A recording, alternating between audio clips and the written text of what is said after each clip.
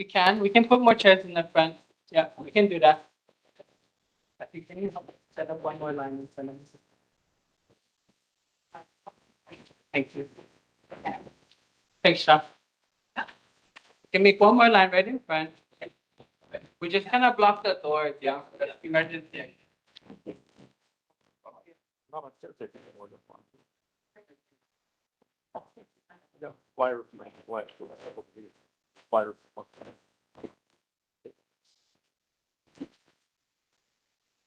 Thanks, gang.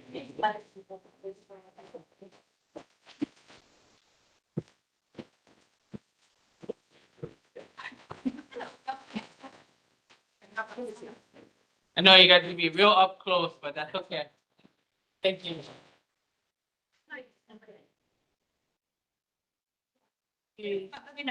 Be more than Thanks, Sean. Mahalo. Thank you guys for helping to set that up. Mahalo nui kako. Welcome everybody to the Waimānalo Neighborhood Board. Today is Monday, August 10th, 2026. We're going to get this meeting started at 7:01 p.m. Chair Kimiona Kane, I have the privilege of facilitating our meeting this evening. We look forward to, as always, a passionate space of discussion and care to do so in Aloha as well. And so as folks are finding their seats, we invite everybody, if we need to, we can pass the clipboard around. We do need everyone to sign in on the clipboard, please, so we can do so. And if you have any needs, please let us know. Today is the regular meeting of the Waimānalo Neighborhood Board. We are here in person at the Waimānalo Public Library, 41-1320 Kalaniana Ole Highway, Waimānalo 96795. We also have participants participating online via WebEx. If you folks are interested in that information, you may also find that information on the NCO website. Please feel free to do so. The purpose of the Waimānalo Neighborhood Board and the Neighborhood Board Plan is to increase and assure effective citizen participation in the decisions of government. Rules for engagement are very simple. Anyone wishing to speak is asked to click the raise hand icon online and when recognized by the chair to address comments to the chair. Remarks should not exceed 3 minutes. You know, we understand that there's a lot to talk about. While we really want to be able to hear everybody's voice, we want to make sure we try to hold our comments to the 3 minutes.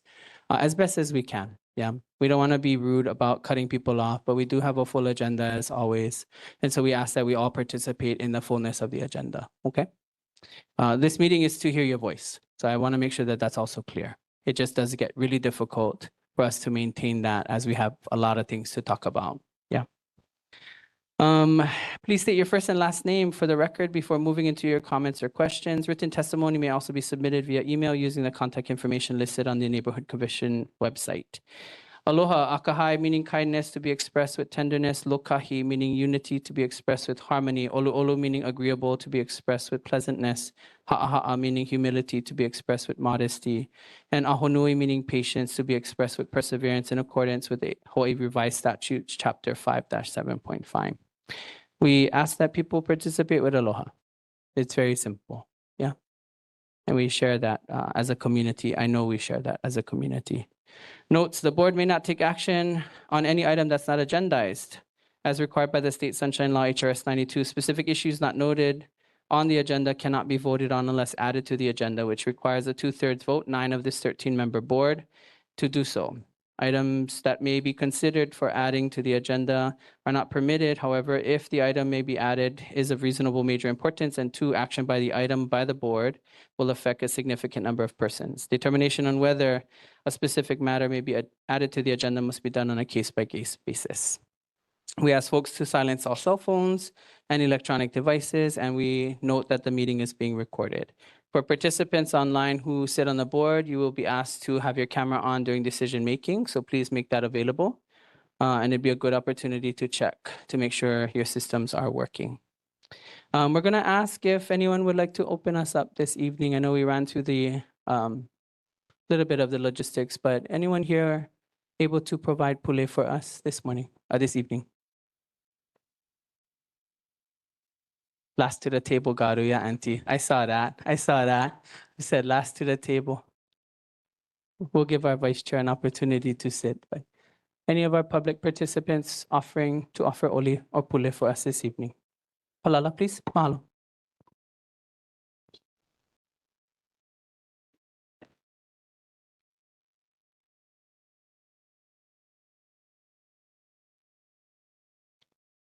This is more of a melee, but it's about the disturbance of the wave, multiple waves that come in. It's taught to me by my tutukane. E na luvalu no huna no, kahina ipa kuno huli. Na huno e mau no hula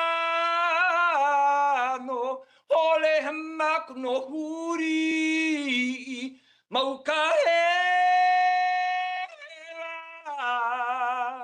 no huna mo uli, e wa ano. Maui kano I nei, hena oro kuno umanu, toho mau ano ke ahunu, tutui aku no hulai, hena e mako o humano, mau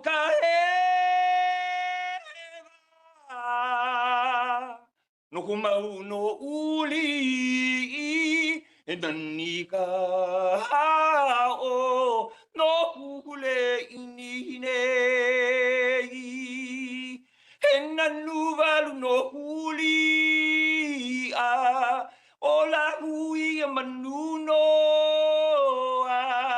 ka hu e mau na ngou he na ulok o huni mauka heva no kuna mo uli na niva o no kune ili nei e na niva o no kule inile.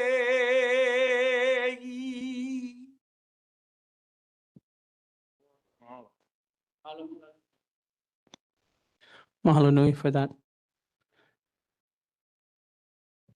We are going to move into just some logistics in the room. So these are emergency exits. As best as possible, please try to keep them unblocked. So thank you guys for moving chairs. In the event of an emergency, you can exit here, out the door to the left. Restrooms are also out the door on your right. Please note we are on a school campus, so all rules apply. If you have any questions on the rules, please come and ask me. Happy to help. Okay. We're going to call roll. Our assistant, Melissa, is going to call our roll call for the neighborhood board members. Members, when your name is called, please respond. Mahalo nui. Thank you, Chair. Member Akana? Hoku Akana, I'm sorry. Present. Thank you. Member Kukui Akana? Present. Thank you. Vice Chair Kamakeo, hello. Ew. Thank you. Chair Connie. Ew. Member Makaila? Ew. Thank you. Member Maki? Not here at the moment. Member Milan? Not here at the moment. Member Mokulehua? Ew. Thank you. Member Ni? Ew. Thank you. Member Omaheni? Thank you. Member Ralston? Oh. And Member Wong? Ew. Thank you. Chair, you have 11, or actually 1, 2, 3. 10 members present, quorum established. Thank you. Mahalo nui. Mahalo members, mahalo to the public for participating. Thank you guys for being here. Our olelo no ia of the month, number 23, aya akau ka'i'a ikawa'a mana'o keola.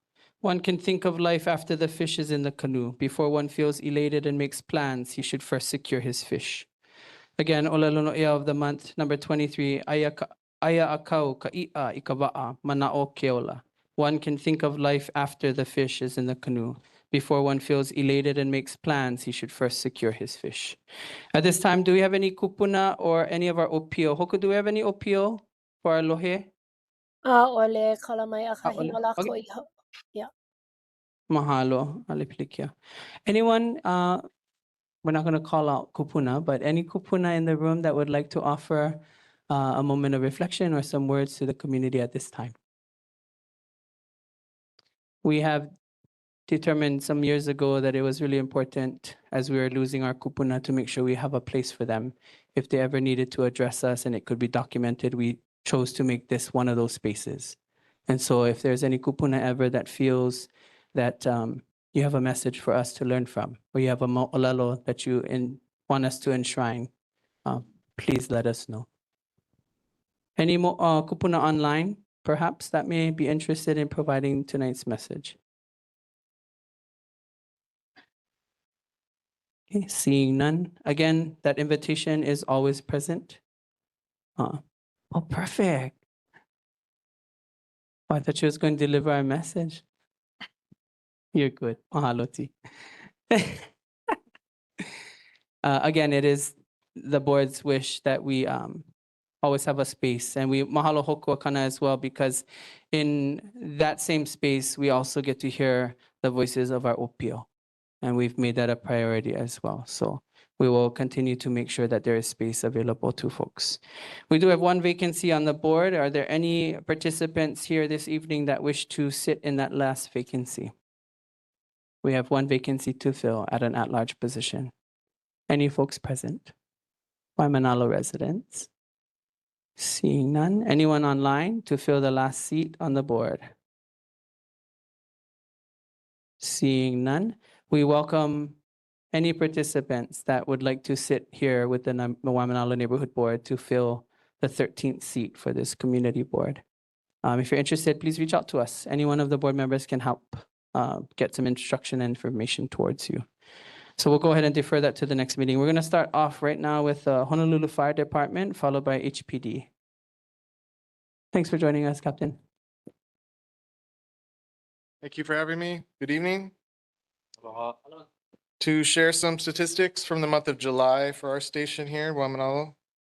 We responded to 1 structure fire, 2 brush fires, 1 nuisance fire, which is considered a car fire or a rubbish fire, 37 medical emergencies, and 1 ocean rescue. The fire safety tip of the month. It's a little lengthy here, but stick with me. Emergency notifications and resources, it's a little relevant this week as we have a storm that's possibly approaching. So understanding how you will be alerted during urgent emergencies is important.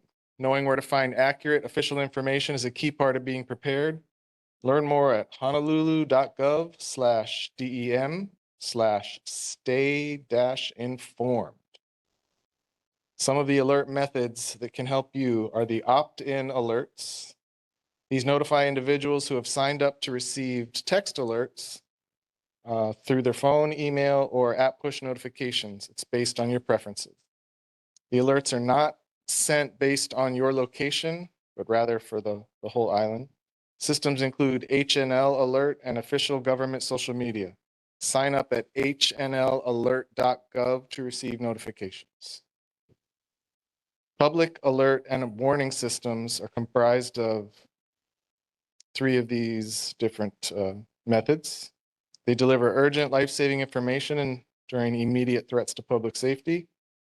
They include the emergency alert system, the wireless emergency alerts, and the outdoor warning sirens. Depending on the emergency, 1 or more of these systems may be activated. If you have any questions, hope you guys post this because it was a little long, but it is important. I prefer the opt-in alerts through hnlalert.gov just because it goes to your phone. Tsunamis, anything like that, it comes quick. You can be alerted. Captain Granado, thank you so much for your time and service this evening. Members online, any questions for HFD? We'll get to you right as soon as we get to the other folks. I understand, but we do have a process that we follow. So I will call for the public here. And at that time, please raise your hand. Mahalo. Anybody else online? Seeing no members. Members present? Seeing none. Community members online? Seeing none. Community members present? We're going to invite you to the mic, sir, just because we need to get the audio. And if you can introduce your name, that would be great. Thank you, sir. Aloha, my name is Jeffrey Berg, and it's an interesting honor to be here. I'm just wondering if these alerts are, other than the push alerts that normally come through on our phones, whenever there is anything that's happening, they're already there. Is this an additional opt-in? No, this is just a reminder that those are available. If you can, sorry, Captain, can you come to the, This is just a reminder that those are available. If you're already getting them, great. This isn't anything new I'm talking about today. It's just a reminder you can go here to get this information. Thanks. Yeah, thank you for the thank you for question. the question. Anyone else in the public? Seeing none, Captain, thank you so much for being here. Thank you. Mahalo nui for your service. Anyone here from HPD tonight? Aloha, gentlemen, welcome. Mahalo for joining us. Hello, good evening, board members and members of the community. My name is Lieutenant Jurokagi. I am the lieutenant for District 4, which encompasses Waimānalo. Also present is Sergeant Krekel. He is in charge of Sector 1, which is Waimānalo. Here with a few stats for you folks. This month we had 0 motor vehicle thefts compared to 2 the previous month. We had 0 burglaries this month compared to 1 the previous month. We had 7 thefts compared to 5 the previous month. 2 car break-ins compared to 0 the previous month. And we had 2 robberies compared to 0 the previous month.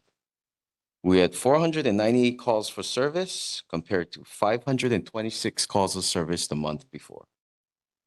Open to any questions from anyone. Mahalo, Lieutenant. Thank you so much for the stats. Members online, any questions for HPD? Seeing none, members present. Community members online? Seeing none, community members present. Seeing none. Mahalo for joining us. Would you like to share anything as well? No? I do have one question. We had spoken briefly some meetings ago about the continued off-road vehicles on the sand. Has HPD picked up any type of like outreach in that regard or been present to see any of these things at any point in time?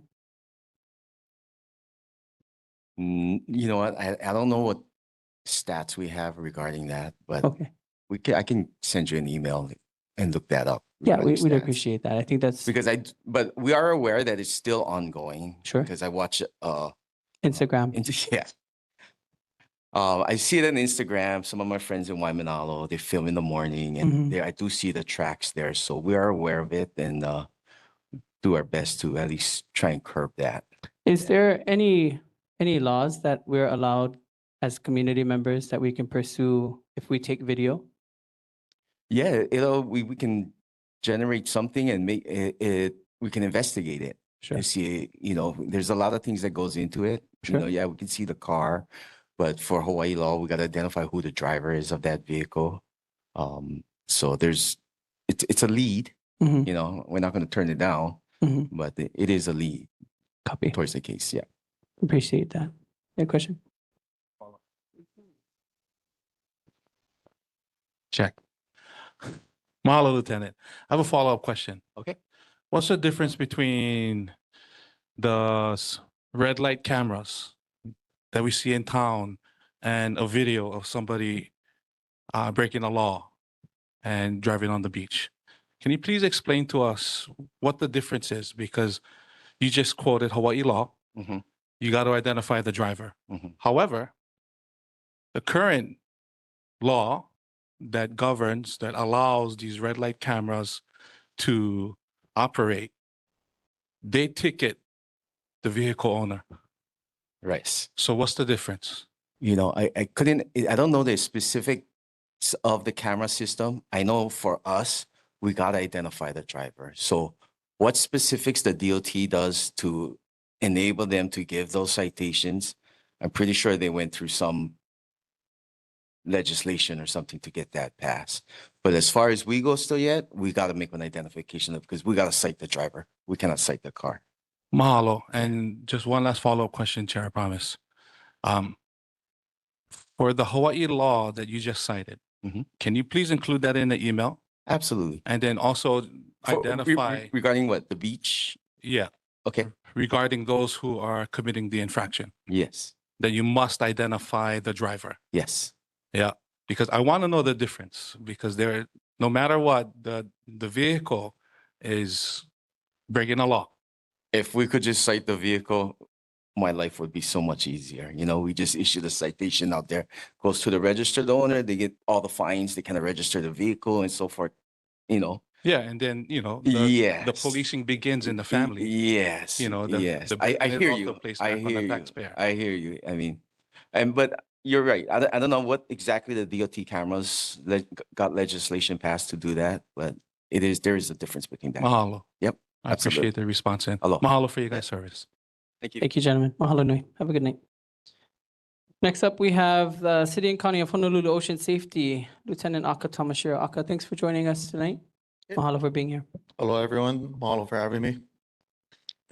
So similar to our other fellow, responders, here's the numbers for July. I'm sure we all know that it's been everyone was at the beach during the summer, which we're really happy for. But we definitely saw a dramatic spike in a lot of visitors down at the beach park to the point where even some of our seasoned veterans it's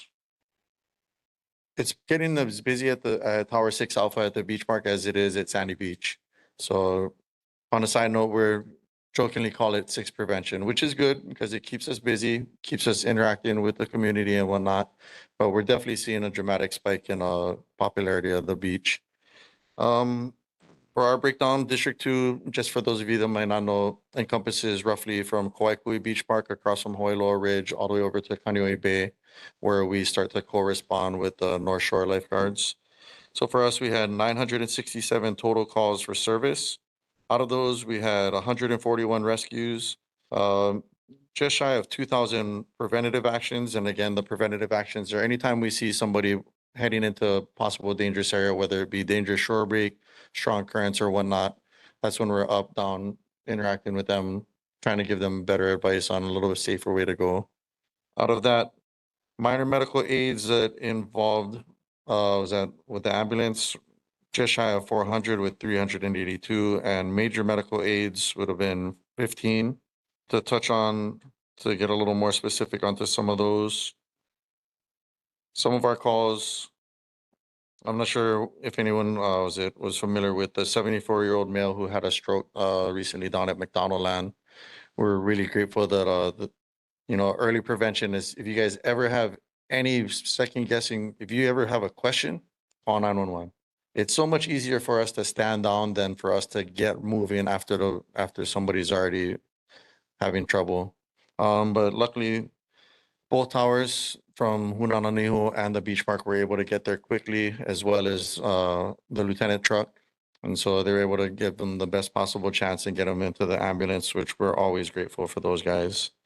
Leading into the Maui to Molokai foil board race, we started seeing a spike in foil incidents.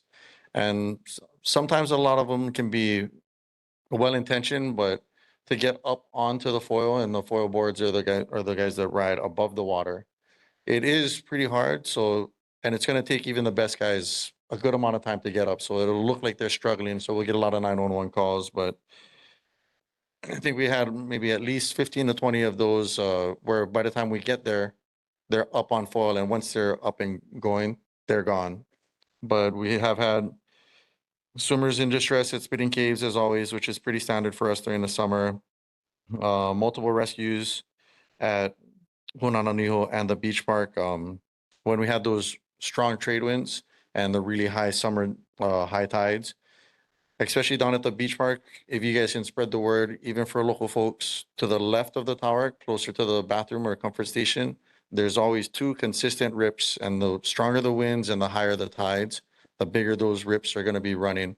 So now what we're trying to do, just so you guys aren't surprised, is as we see people coming down on the wheelchair access way, our new line is, hello, everybody. Hey, just so you know, you're going to want to go as far down to the right as you can. So don't be surprised if you see more people getting further down towards the guardrail. It does get safer because of the way the sand goes out for especially folks with little kids. So we're definitely trying to keep everybody away, especially on those high wind, high tide days. Let me see. And that also extended all the way up from the beach park, past Bellows and everything. Multiple double rescues at Beach 5, which is Makapu. You see a few subfoilers stuck about 1.5 miles, 2 miles outside of Allen Davis. Foilers in distress outside of Mauna Bay. Overdue paddlers, which is pretty common, but like I said, that's everybody getting ready for the Molokai to Oahu 4-board race, which is pretty standard. We ended up with moped crash in Kailua, blown out eardrum, dislocated shoulder, multiple near drownings, broken wrist at Hunananiho, and again, that stroke over at McDonald Land. And that just kind of gives you an idea of what those major medical numbers that we brought up earlier were. Overall, that encompasses last month. That's a lot, Aka. Yeah. Like the water is rough. Yeah. Sorry. We got it. We got it. I'll be more concise next time. The water is rough. Stay out. Yeah. No, that's the kind of stats that we need to hear. We really appreciate you folks making the attempts to get as much of the data as possible. On a side note, not to cut you off, some of the guards have reported seeing more and more photography and wedding commercial activity and Okay. vans with PUCs coming in over at the beach park. Again, we don't have any type of legal capability or anything. The guys have been doing their best to educate and whatnot, but they're just like, it was definitely something that they wanted me to bring up when I came to the meeting, Understood. just to put it on you guys' radar. Copy. Thank you for that. Members online, questions for ocean safety? Seeing none. Members present? Cool. Mahalo, Chair. Mahalo, Aka. Yep. Where exactly is McDonald Land? The road that runs on the side of Waimānalo McDonald's. Aloiloi, You just go straight down there, right through the gate, just a little bit to the Oh. right. Burgess Corner. Yeah. Okay. No, mahalo. Just look for Mikey Bunyan. He'll be out there. Mahalo. No problem. Names matter, Kako. Any public members online? Public here? Okay. Aka, I just, you bring up a really interesting topic that we've had before the board some years ago, and this was in relationship to the foiling. Do you folks as a department work with DOBAR to create rules, or do you just supply any kind of testimony to? We're strictly safety. Okay. When it comes to Dobar and whatnot, they have their own process and way they handle everything. It's been my understanding that in certain areas, a little more like the surf spot Tongs near Kaimana, one of the new hot topics is people using the motor assist, the foil Yeah. drive, which is great if you're using it, as long as it's one of those things. We always utilize the phrase, can you? Yes. Should you? And if there's people around, we always try to at least plant the seed of, hey, if there's other people paddling around or doing everything by arm, maybe take the motor a little bit further Right. away. But to answer your question, no. Okay. There's a question in the chat. How do we address people who do weddings? Kukui, we can definitely talk about that, but it is just reporting. I think calling 911 non-emergency police and reporting it there. And that starts kind of the chain of function and process. This community has been very vigilant over the many years in taking videos and pictures. And so, with this information, I'm sure the community will continue to do that. And so we mahalo the heads up there. I think that's the only questions I see online. Aka, thank you so much. Mahalo nui. Be Well, safe. Have a great evening. Okay, gang, do we have Uncle Ala here tonight from DoCare? Division of Conservation and Resource Enforcement? Seeing none, we're going to move on. Public agencies report, starting with Board of Water Supply. Danny, thank you for joining us. Welcome. Hi, good evening. So for the month of July, we had one water main break, a 6-inch line installed in 1950. And then the message from the board, Saturday, September 26th, from 9 to 1 p.m. In Waimānalo, sorry, we will be having a event imagine a day without water. Where interactive exhibits, educational displays, activities, games, prize giveaways, rain barrel workshop, food and refreshments. This is a free event, and it excuse me, it um, highlights the importance of water and the one water concept, which recognizes that all water is connected and must be managed safely. Any more questions regarding that, you can call our customer relations 748-5041. And that is all I have. Danny, thank you so much for the report back. Any Thank you. members online, questions for Board of Water Supply? Seeing none, and also Lulu Milan is online now. Okay. Members present? Community members online? I'll get right to you, Auntie. Thank you. Any community members online? Seeing none. Community members here and present? Anyone, come to the mic. Thank you, Auntie. If you can just share your name as well for the record. Mahalo nui. Aloha, Oldorin ke aloha nui. Yeah. I have a question about the water. All right. I don't know whether it's because of lines breaking, but the water is extremely warm. The cold water of Waimānalo. We are accustomed of having cold water, but it isn't anymore. I'd like to know what's going on with the pipes of Waimānalo. It could be based on the cornerstone. I'm not sure, but I'd like to know why, and if there's anything that can be done about it. Wow. All of your question, Auntie. Okay. Could I get Auntie's at least address so I could, or street, Yep, we can. and I can do some We don't research? need to in public, Auntie. We can type it if you like. Yeah, that's fine. Yeah, we go type it. Danny will send it to you. Okay. Thank you. Cappy, can you run and just get that? Thank you. Any other questions in person? Seeing none. Danny, thank you so much. We will get that information over to you. Oh, Kalamai, go ahead. Aloha. Aloha. I did have a question. Can you So, introduce yourself? aloha, my name is Hiva Kaheaku, road and nurse.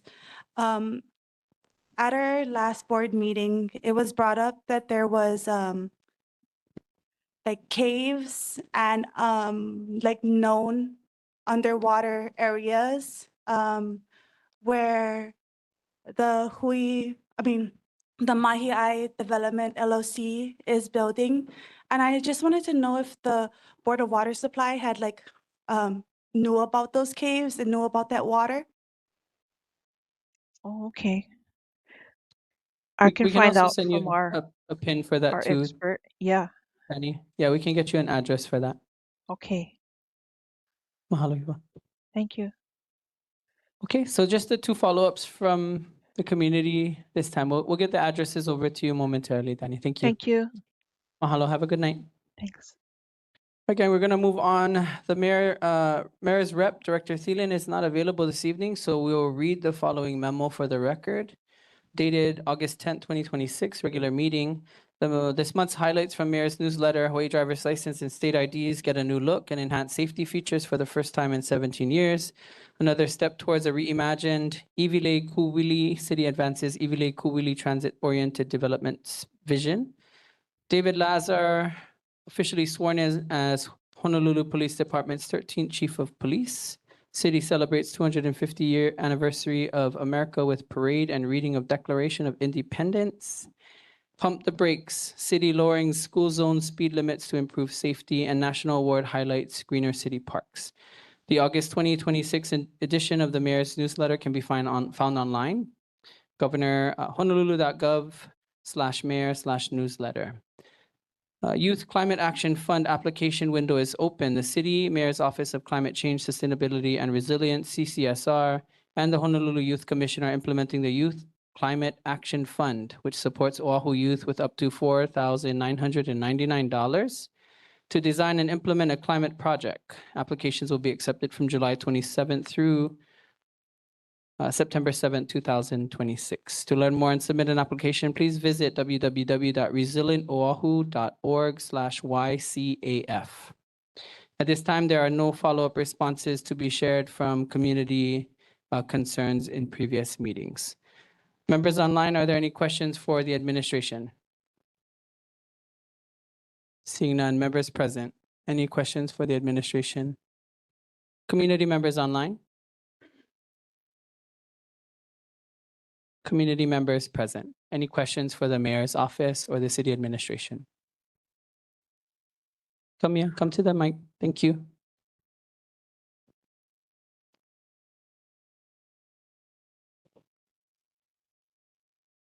Aloha, my name is Mialisa Otis. I'm asking on behalf of Pono'olu'olu for our town hall meeting. I know Esther's done everything that she can, but maybe the mayor can urge the governor. Mahalo. Thank you so much for your manao. Anyone else from the public? Questions for the administration? Okay, seeing none, we're gonna, okay. There's a question online. The username is just Alaihi Street. Sorry for Director Thiel in the beach park bathrooms, estimated time of completion, as well as how long they have been broken. Okay, we will forward your question to the director in our report. Thank you, Melissa. Thank you so much for that manao and question. Seeing no others, we're gonna press on. We have the Hawaii State Department of Transportation, Mr. Abe online.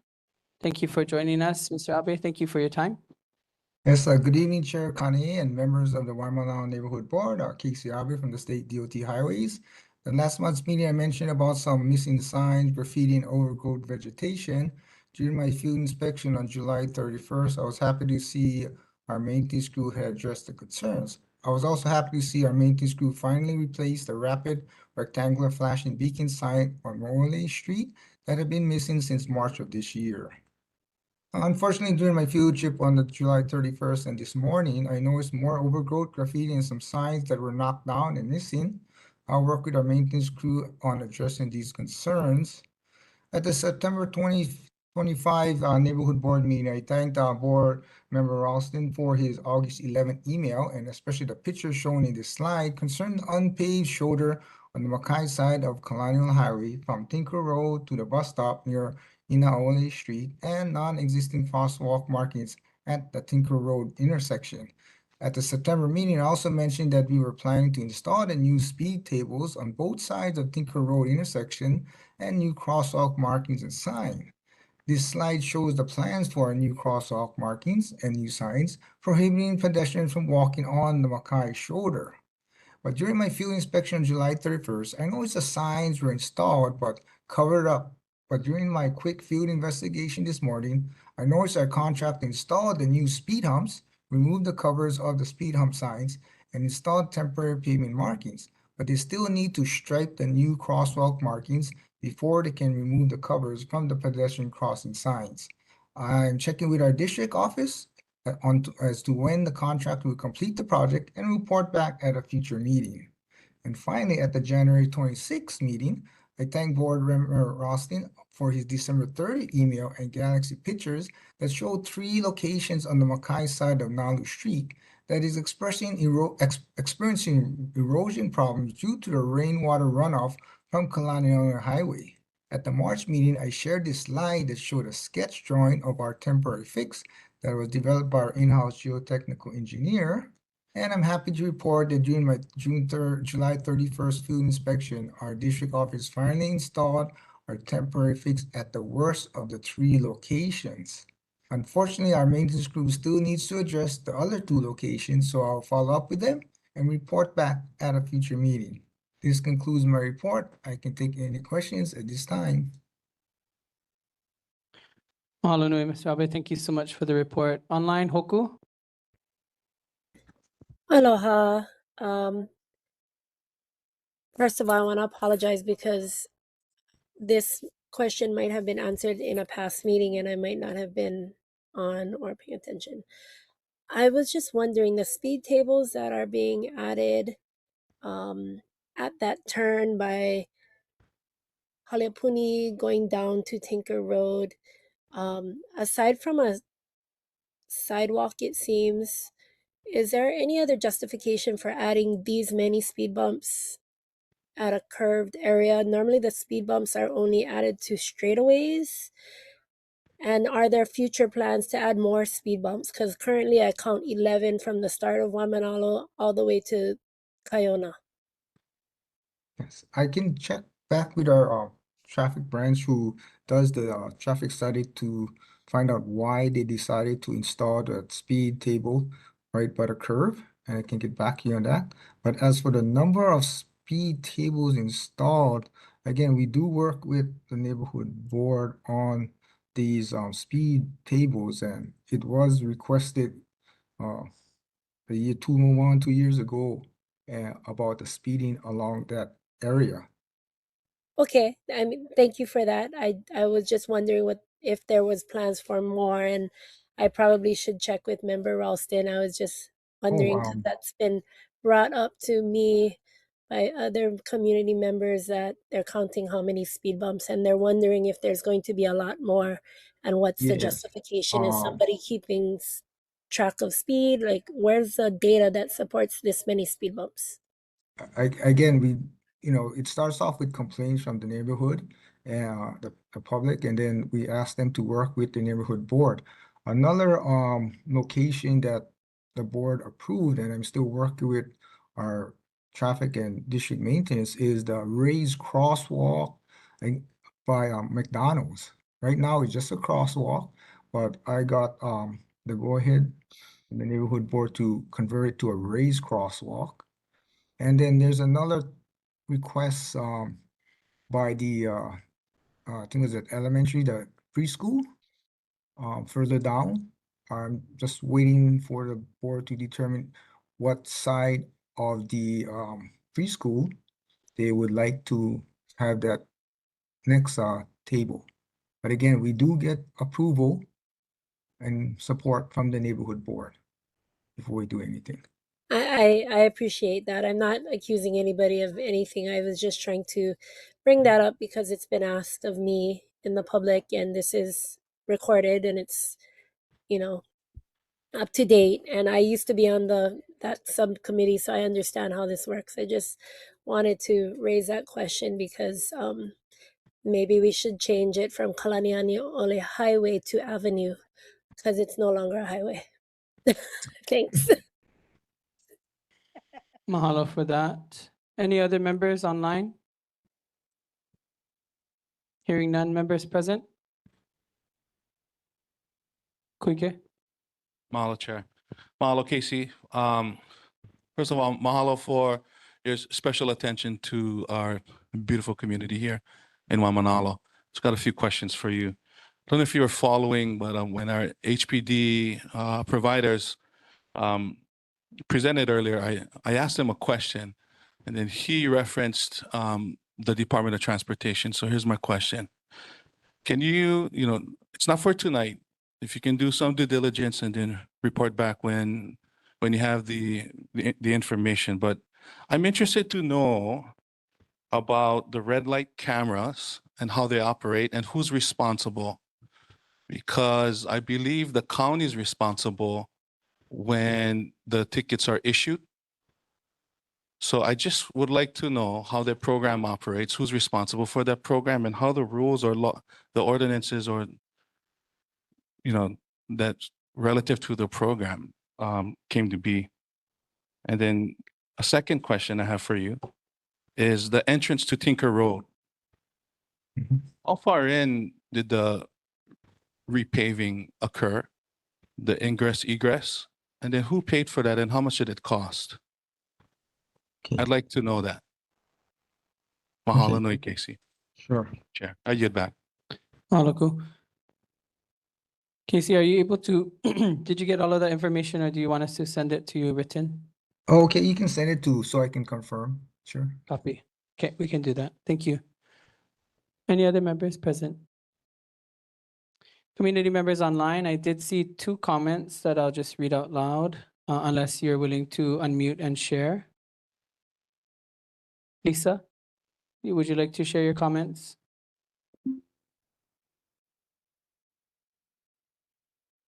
Okay. So 3 comments online. The first, speed hump after Haleopuni is very dangerous. A speed hump is needed more by McDonald's. And there's a question about ponding in front of Tinker Road by Bellows and how is it being addressed, recognizing that the ponding has been worse since they redid that area. So again, we can send all of that to you in a written form as well, Casey. Okay, appreciate that. Thank you. Thank you. Any other community members online? Questions for Department of Transportation?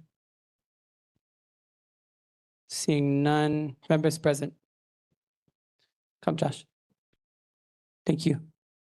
Okay, thank you. Sorry, Casey, we have one more in person. Hello, Casey, Josh Emmanuel. 2 questions for you. Olu Street, how can we put speed humps or tables on Olu Street?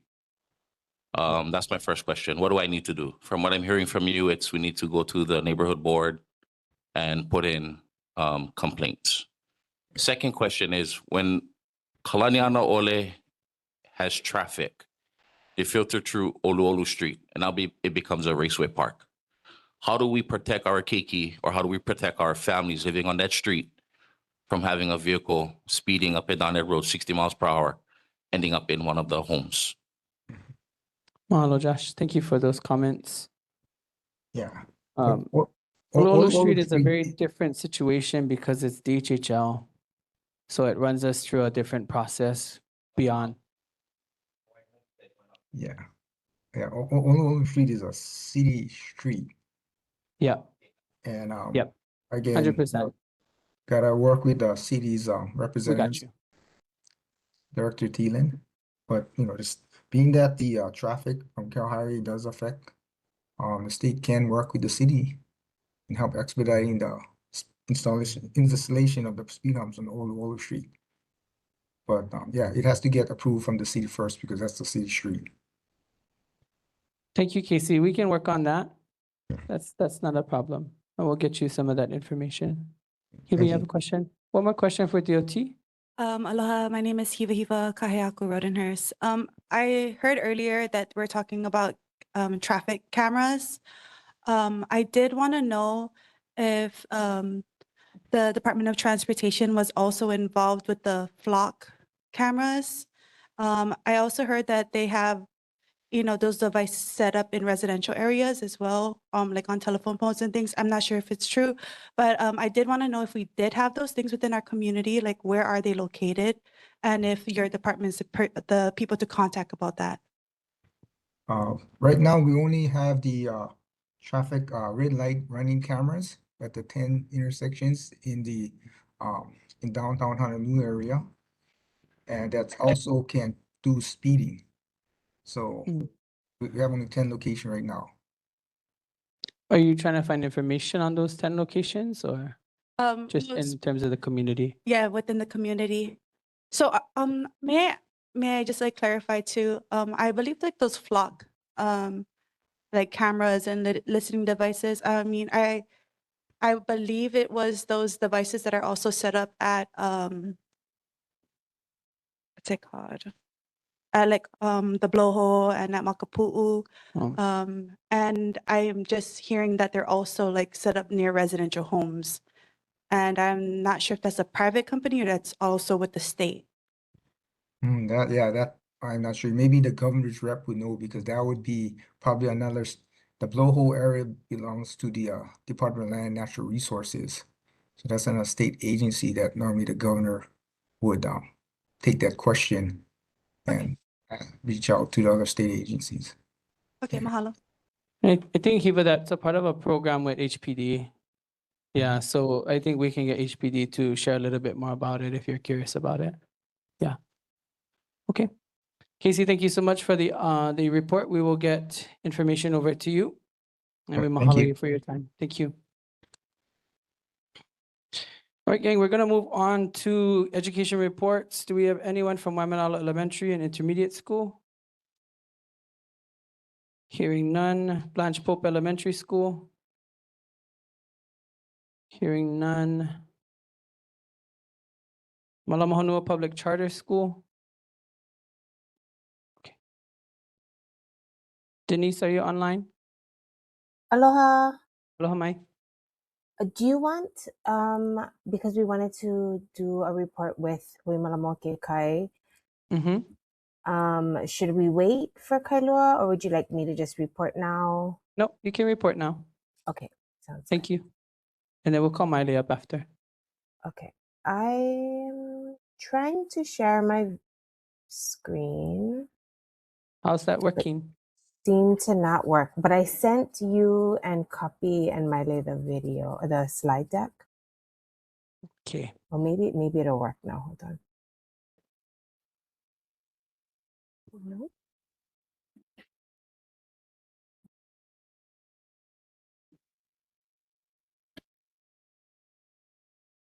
Let me know if you want me to pull it up. Okay, can you see that? Almost.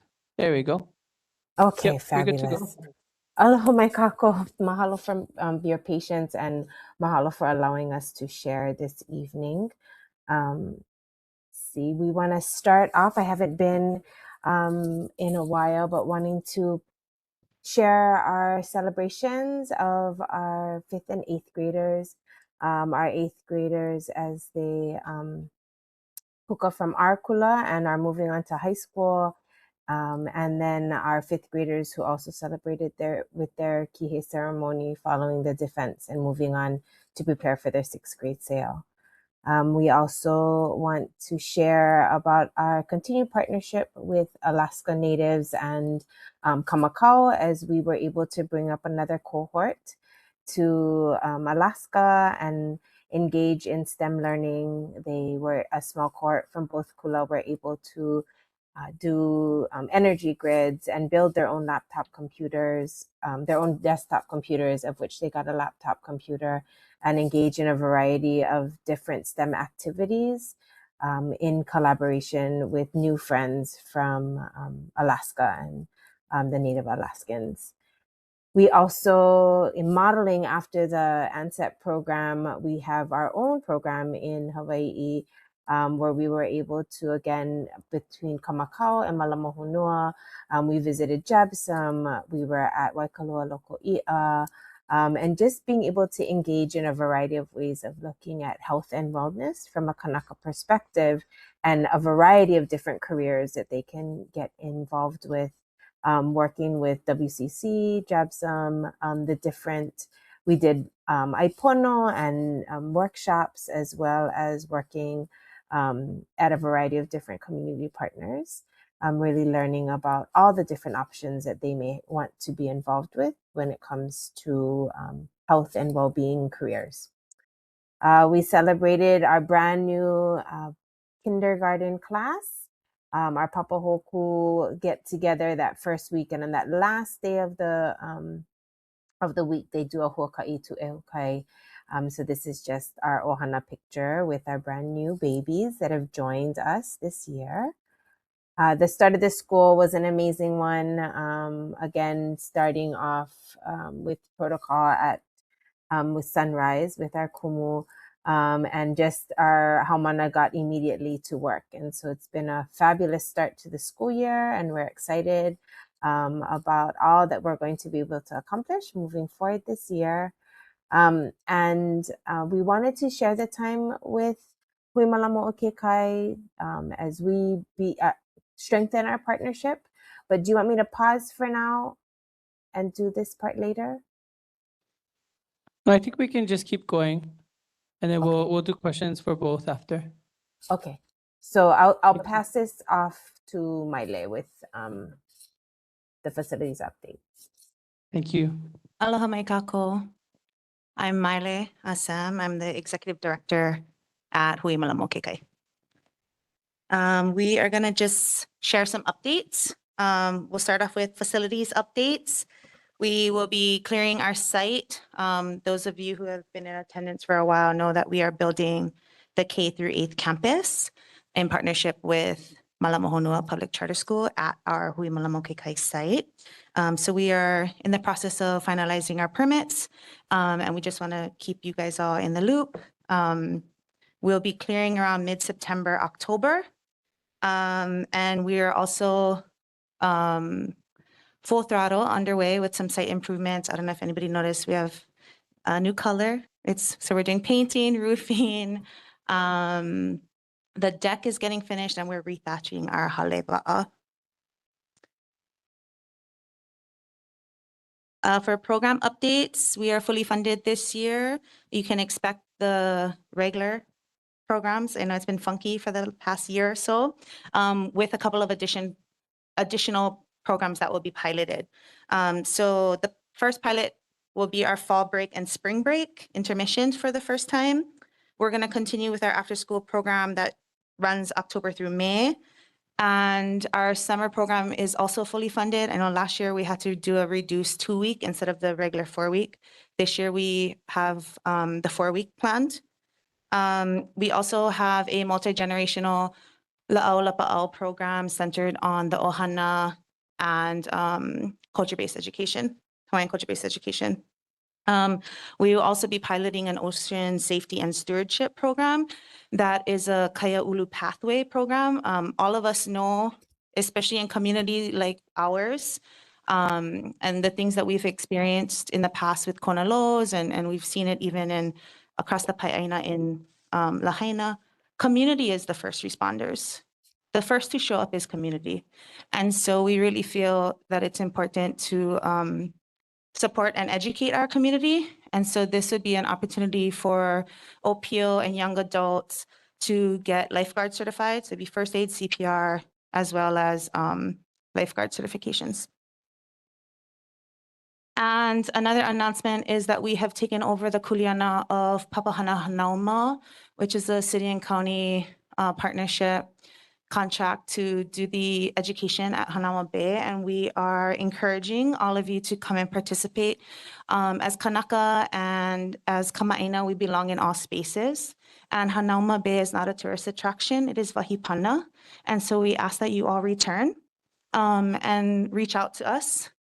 Kapi is on the staff. She would actually be leading the education coordination. But whether you work with DOEs or Huaka'i, or you want to take your family to places that you haven't been to since you're a kid, it is very easy to access as Kama'aina, but I don't think a lot of us know that. Hanauma is a city park. It's ours. And so please make use of that. And we're there now. So it'll be friendly faces. And we are encouraging everybody to kind of show up and show out and take up space. Yeah. And wait, I think I might have one more slide from Denise. Oh, yep. And we also encourage you to get involved. We always welcome community support and input. We had Job Corps come over and sweat with us to Malama, our site. So donate, volunteer, enroll in a program, reach out with your concerns, with your questions, and just learn more about ways to partner and support Hui Malamo Kekai as well as Malama Honua Public Charter. Mahalo. Mahalo, Mele. Denise, do you have anything else? A'ole mahalo. Mahalo. All right, members, any questions for either Hui Malamo Kekai or Malama Honua Public Charter School? Anyone online? Any members present? Community members online? Community members present? Oh. Hearing none. Okay. We're gonna, oh, go ahead, cool. Mahalo, Chair. Miley, I got one question, and maybe this is for Cappy. I'm not sure, but first of all, mahalo for acknowledging Hanauma as Iwahipana. In Waimānalo, in Absolutely. the Ahupua of Waimānalo. Within the boundaries of Tell your Kuleana. friends. Mahalo nui. I just have a simple question about the educational piece, because I want to make sure this piece isn't left out of the education. So, and you don't have to answer this tonight, but will the future education around Hanauma and Tahea to bring us back to utilize the space acknowledge and educate about Article 12, Section 7 of the State of Hawaii's Constitution and the Native Hawaiian tenets and gathering rights? That is a question I will answer later. Mahalo nui. Mahalo, gang. Thank you guys for your work. Mahalo. We're going to move on to Ke Kula o Kailua. I guess Hoku. Aloha Or, kākou. okay. It's been a great new year. Update because I'm not sure that my counterpart at the Kulavaina is present, but our 7th grade is up and running and we have an 8th grader. So the continuum of Olala Hawaii in Waimānalo has been established. We now have K through currently a senior, 12th grade. So great job. I want to mahalo everybody on the board for supporting that and everybody in the community who spoke up and all the ohana that came out, whether they're present or not today. Apparently the support was heard by the CAS and we now have an intermediate. We are discussing with the powers that be about how we can consolidate our secondary into one space in a few years down the road, what that might look like. And our curriculum is building. So I have the 9 through 7 and Kumu Mahelani Enos has the 7th through 8th grade. And we are actually actively working together, already aligning ourselves, even aside from whatever time the school provides. We are working between the two administrations so that we can create our Kaiapuni secondary curriculum and make it pa'a before that class of 2032 comes to the high school. Other than that, we had a fabulous HA training. I was given the opportunity to do a 3-day HA training with all of the teachers at Kailua High School. So that was 75 teachers and the staff. And mahalo to Kimiona for also hosting us at Kaiona, and Kukuya Kana, also neighborhood board member, for hosting us, as well as the Waimānalo Canoe Club.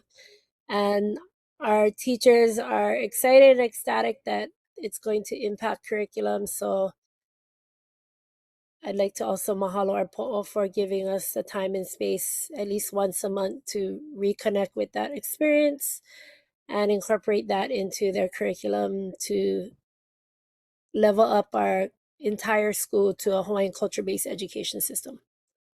Oia wale no. Mahalo nui. Thank you so much for the update. Members online, questions? Seeing none, members present? Community members online? Community members present? Mahalo nui hoku. We're going to move on to Windward Community College. Chancellor Artis. Mahalo for joining us, ma'am. Aloha, mahalo for having Aloha. me here tonight. I've got just a couple quick things. So please save the date, mark your calendar. September 19th is a Saturday, 10 to 2, Paniolo Barbecue. Gonna be a good time, music, hula, maybe a mechanical bowl. Definitely lots of games and activities. We're keeping the activities and games free, except for the pony rides. Oh, there'll be pony rides and a petting zoo. It's gonna be a really nice day. So we'd like everyone to come on out, wear your cowboy boots, wear your hats, and enjoy being country for a day, right? And then this is the last week for application for the UH system. If you know someone who wants to go to college, it's not too late. We'd love to have them. We are taking applications through Friday. If they're a recent high school graduate from this side of the island, from a public or public charter, they're eligible for our Ho'ole scholarship, which means no tuition comes out of your pocket. If they got Ho'ole scholarship last year, we were able to kapu off enough money to make it happen for a second year for last year's freshman, for us graduating senior class. And so they will have no tuition debt for their second year either through our Ho'ole Hana Hole. And then finally, trying to make education affordable for this whole side of the island. If you are from this moku and Ko'olaupoko or Ko'olauloa, and you didn't graduate from a public or public charter, but you're from this side, perhaps you got a scholarship to a private school, you went to KS and you want to come to Windward, we have a ho'ole ohana, especially if you had early college credits from us. So we're trying to make sure that all of our seniors from this side can go straight to college if they want. We find if they don't go straight from high school to college, it takes on average about 10 years to get to college. So bring the benefits, both economic, social, and intellectual of college and community building earlier in their lives so that their whole family can benefit from that. Okay, that's all my news. Artists, thank you so much for making time and congratulations on programming. Members Mahalo. online questions for artists?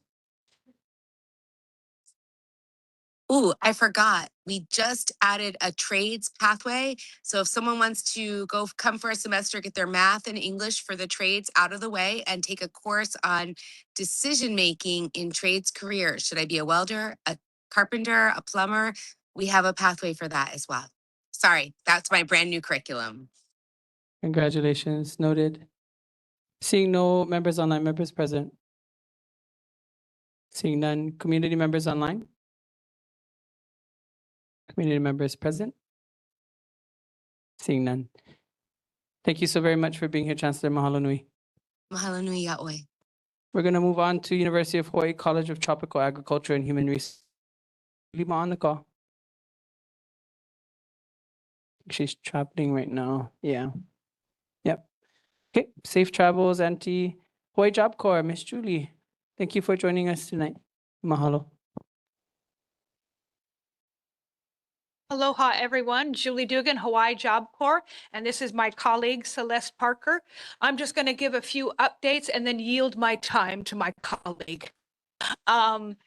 Again, we've been very busy, and not only our students are focusing on their education and career goals, we're at about 82% capacity for enrollment, so we're headed in the right direction. Celeste oversees our outreach team, so she'll talk a little bit about that, but we're also active in the community. We were next door at the community, what do you call it? Community Work Day. And this weekend, the Hawaii Bicycling League is doing their annual cleanup. You know, they come through and do a ride and try to give back to our community. And we've been working alongside of them at that event for about 15 years. We're also next door at the district park for the food drive. Hawaii Job Corps is a great place to work. If you're looking for a meaningful career, we could be the place for you right here in Waimānalo. Guess what? How much parking costs? Zero. A lot of good benefits. Celeste and I were talking collectively between the two of us. We have 55 years of experience at Hawaii Job Corps. So we're speaking from experience. And I'm going to let her give you a few updates. Celeste? Aloha. It's been a long time since I've been at a neighborhood board meeting. So I was born and raised here in Waimānalo. I left in November, but I will be back as my father and I just signed a lease for the new homestead coming up. So I'm blessed to still work at Job Corps, and my family is still at home on Oluolu Street, but I am here really to appeal to our community. We service youth between the ages of 16 to 24 that meet our income guidelines. We do have non-residents that can come in. So while we are a residential community, we can service your 16 to 24-year-old that is at home eating, driving you nuts. They can come get their high school diploma if they don't have it yet. They can come and get a trade as well. And we do have a college program. I do see some former Job Corps staff and students here. So what I'm also looking for, and if I could call out to our community, is success stories. So I have with me a success story from two Waimānalo residents that graduated from our program. So we have Justin, who is still actually at Goodyear. He's been there since 2019, got his ASC certifications, and Jade. So we do have Waimānalo residents. I'd like to see more come.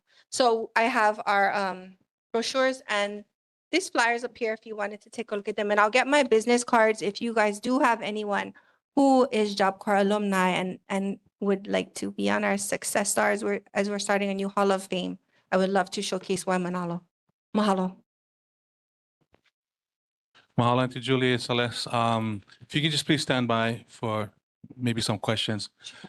Members online, Do you have any questions for Job Corps? Hearing and seeing none. Members in person? Community members online? Any questions, comments? Ole? Community members in person?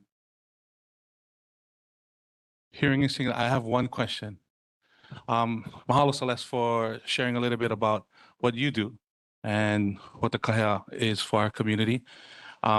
I just get one question. Have you folks touched base with Auntie Blanche folks at Hui Mahiai Aina to possibly identify potential youth there and offer them a pathway, to higher education or even just to the workforce? Yes, we actually were there today. So if there is somebody that is identified, then Hilani generally will go out and then start the process. Mahalo. I just had to ask that. So mahalo again for your service. If there's no more questions, hearing none, seeing none, moving on. Mahalo again. All right, Kako, moving on with our agenda this evening.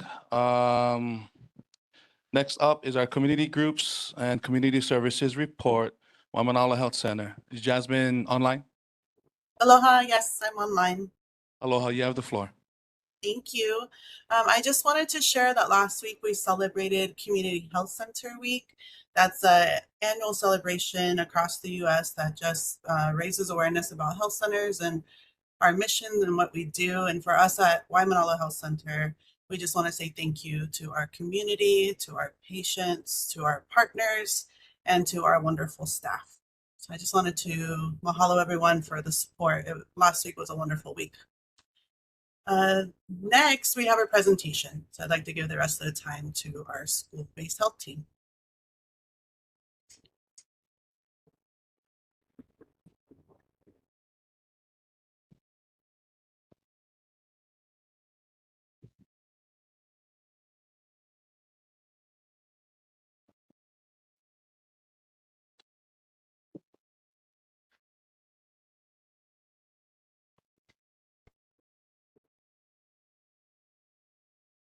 We can see your screen, Christy, but we can't hear you if you're talking.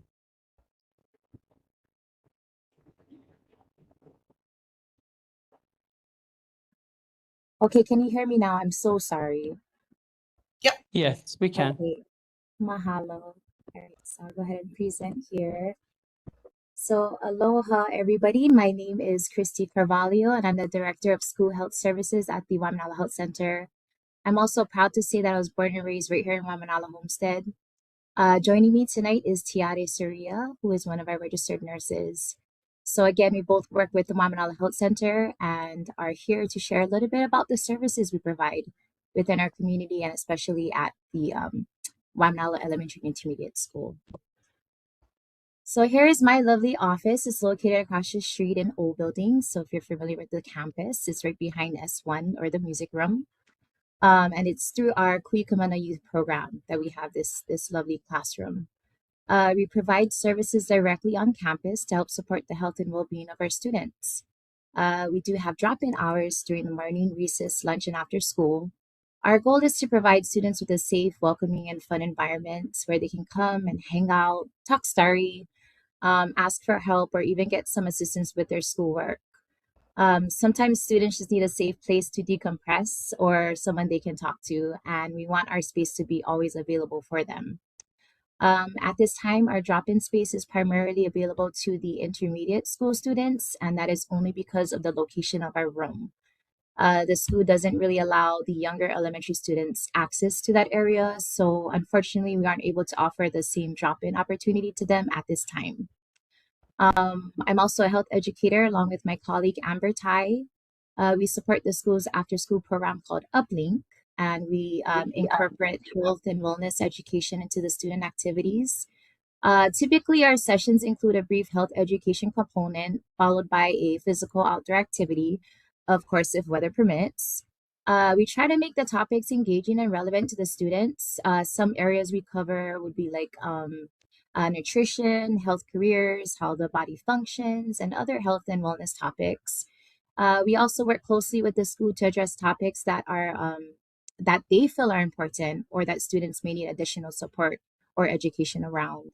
And I just want to say we're really grateful to be able to work directly with the school and to be a part of the Waimānalo community.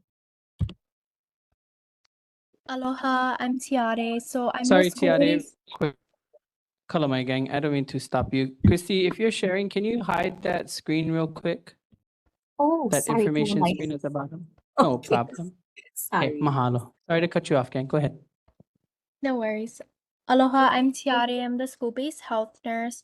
So the services we're providing at WISE this school year is behavioral health services and on-call nursing services. Dr. Noy sees Keiki at WISE on Tuesdays, and I am on call on Mondays and Fridays if the school SHA is not available or if they need any assistance.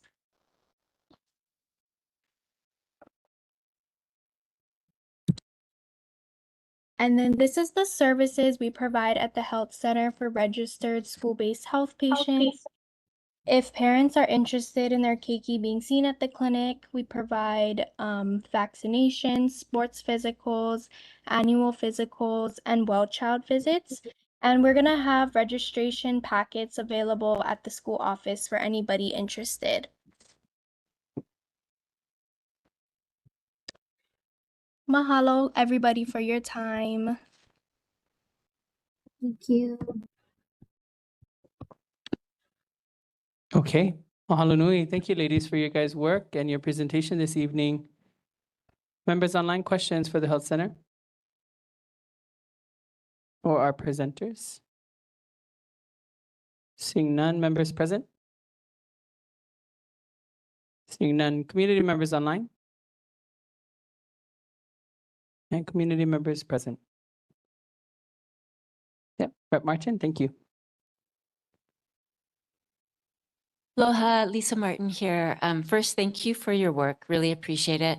I'm wondering, are those same services offered at Blanche Pope, or is it just at Waimānalo Elementary and Intermediate, the school-based health services? That's an amazing question. So currently we're only offering it at Waimānalo Elementary and Intermediate School. As we all know, the staff shortages at WHC, it kind of inhibits us from like kind of reaching out. But we hopefully within the next school year or maybe ending of the school year, we can provide services at Blanche Pope for our health services. Yes. Or do you have this same, it seems like some of this services you actually do at the health center with the students from the schools, maybe you arrange it at the schools. Is that available to Blanche Pope students? Oh, yes, of course. If they're patients of the health center or they want to become or want to get those services at the health center, yes, they're able to, of course. Just as regular patients, not a special school program that. Correct. Yes. Thank you for your question. Seeing no other questions, we're going to ask Christy to stop your sharing and mahalo you folks for your time. Jasmine, any last closing comments? That's it. Mahalo. Okay. Mahalo nui. Thank you folks for your work. Appreciate your time. We're going to move on to Waimānalo Homestead Association. Hearing none. Pono olu olu. Mia?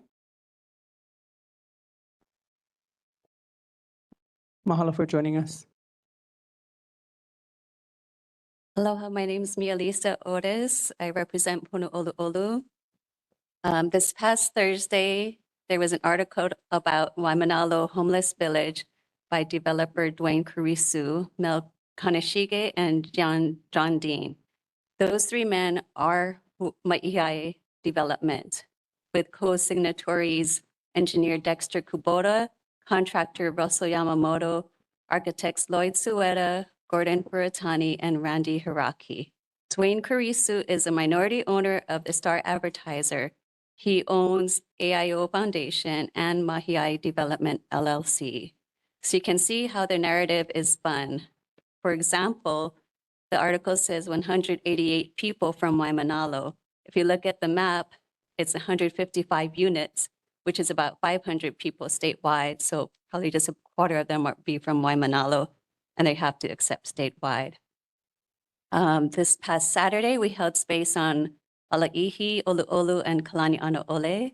A special mahalo to the Waimānalo community, those that stopped by or to learn or drove by and support, and to Sue for catering, and our own Homeland Security, and all the volunteers for keeping us safe, nourished, and hydrated. Thank you to our Pono Olo Olo Ohane, and thank you especially to Nawahine Ko'i for holding it down. We were able to stop the trucks on August 3rd, or the trucks decided to leave. And we will be on the DHEHL meeting on August 18th.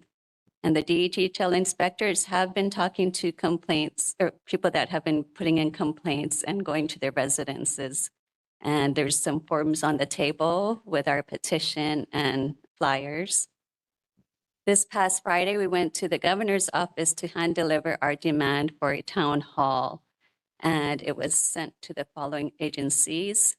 Of course, Governor Josh Green, which we're still waiting for any type of answer.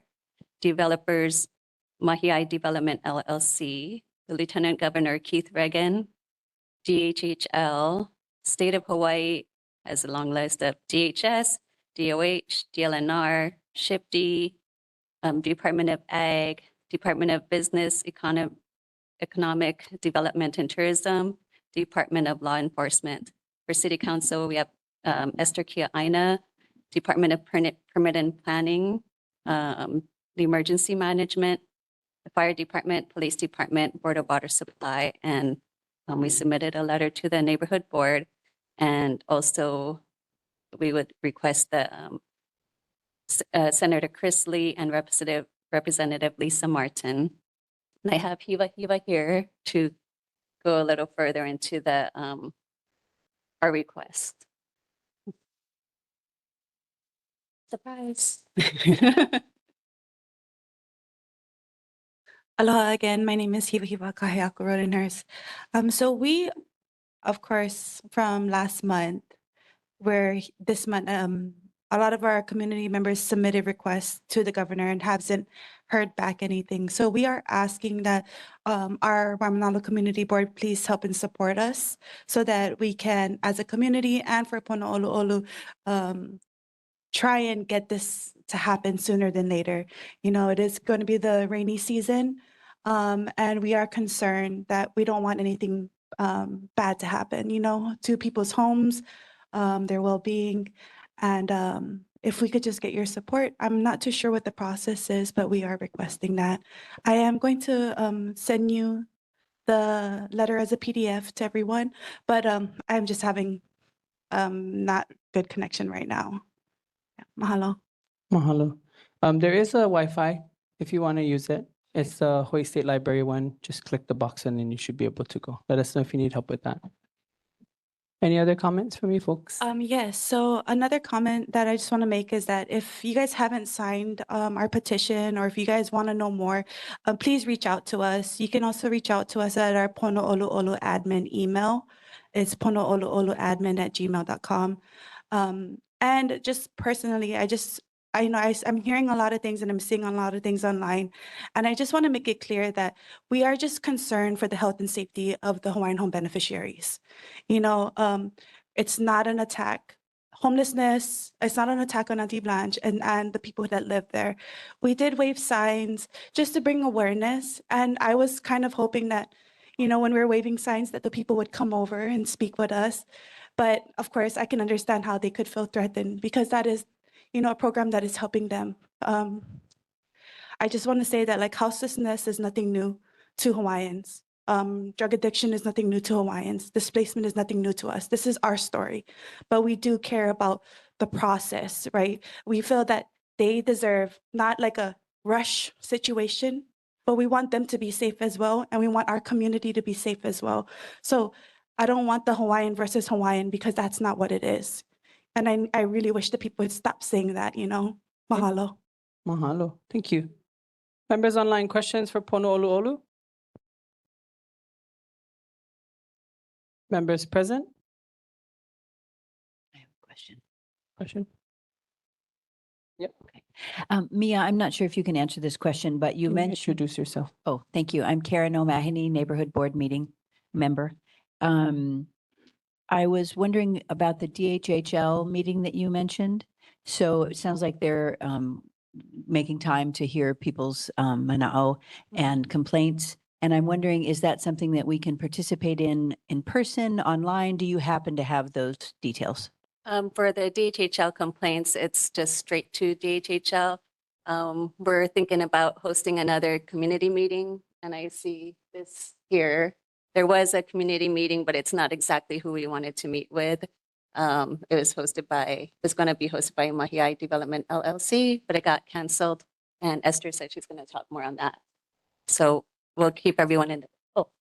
We do have a meeting. Yeah. No, I just want to also add in that you brought that up. If there is community members that who don't know the process and just want help filing a complaint because they are concerned for their homes, please reach out again to pono'olu'oluadmin@gmail.com. Mahalo. Okay, maybe I misunderstood. I thought you said it was on the agenda for something at DHHL. So that was what I was DHHL. asking. Yeah. Is that a meeting that people can attend online, in yes. person? Do you have any Online. information about how to do that? Online, you would have to go to the Thank you. DHHL website. Thank you. Mahalo. Any other members? Cool. Kuike? Chair, if you'd entertain just a comment, actually, it's sort of a question. Because there was a question or there's a request for this board to support. In fact, let me just pull her up. Eva, if you can just come back up so you can clarify exactly what your request is of this board. Okay, our request is we're asking the board to, one, reach out to the governor and support us in our requests for a town hall. And we're asking if you can also personally request the town hall from the governor's office. Mahalo for the clarification. I just have a comment, Chair. Please. And, I don't know if this is posted yet, but, I just want to manage expectations. If you guys if you expect in the perfect world, yeah, if you get everything that you request in this letter that you hand delivered to the governor, yeah, for every agency that's represented here in your request to show up in full capacity, I just want to manage expectations. We operate as a board that's governed by Sunshine Law. And that if that meeting isn't agendized as a Waimānalo Neighborhood Board number 32 official meeting or special meeting, that we cannot convene there as a board. So I just want to make sure we manage expectations, because I'm not going to speak for DHHL because I see their commission is identified here. What I don't want to happen is in these community meetings or spaces, they never show up. Well, there's a reason why. Yeah, there's rules that we must operate by. So I believe that's similar or the same for the Hawaiian Homes Commission. So I would just, if you guys wanted to, just be very clear, right? If you guys want representation from the board at your meeting, then put that in the request. Be very specific, right? Because in those meetings, we really only there to listen. And then at this time, the next meeting, the next month, then we have the opportunity to report. Okay, so I just wanted to manage expectations, Chair. Clear? Good? You guys got questions for me? Okay, it is a new process for me. And so can you just say that again? So if we're requesting that you guys support us or ask for it? No, so this is separate, right? There's a letter that you guys hand delivered to the governor. Yeah. As Mia mentioned in her testimony. Mhm. In that letter, you guys are calling out the Waimānalo Neighborhood Board number 32 to be present at the convening of that town hall. We cannot officially be there as an entire board because we're governed by Sunshine Law. We could if we agendize that meeting. Yeah, and then we had a meeting there, but again, you're requesting of that governor to convene. So I just wanted to manage expectations. Okay, mahalo. Yeah. Mahalo. Thank you. Any other members present? Seeing none. Any community members online? Oh, Hoku, you have a comment or question? Aloha, yes, I do. More of just a comment.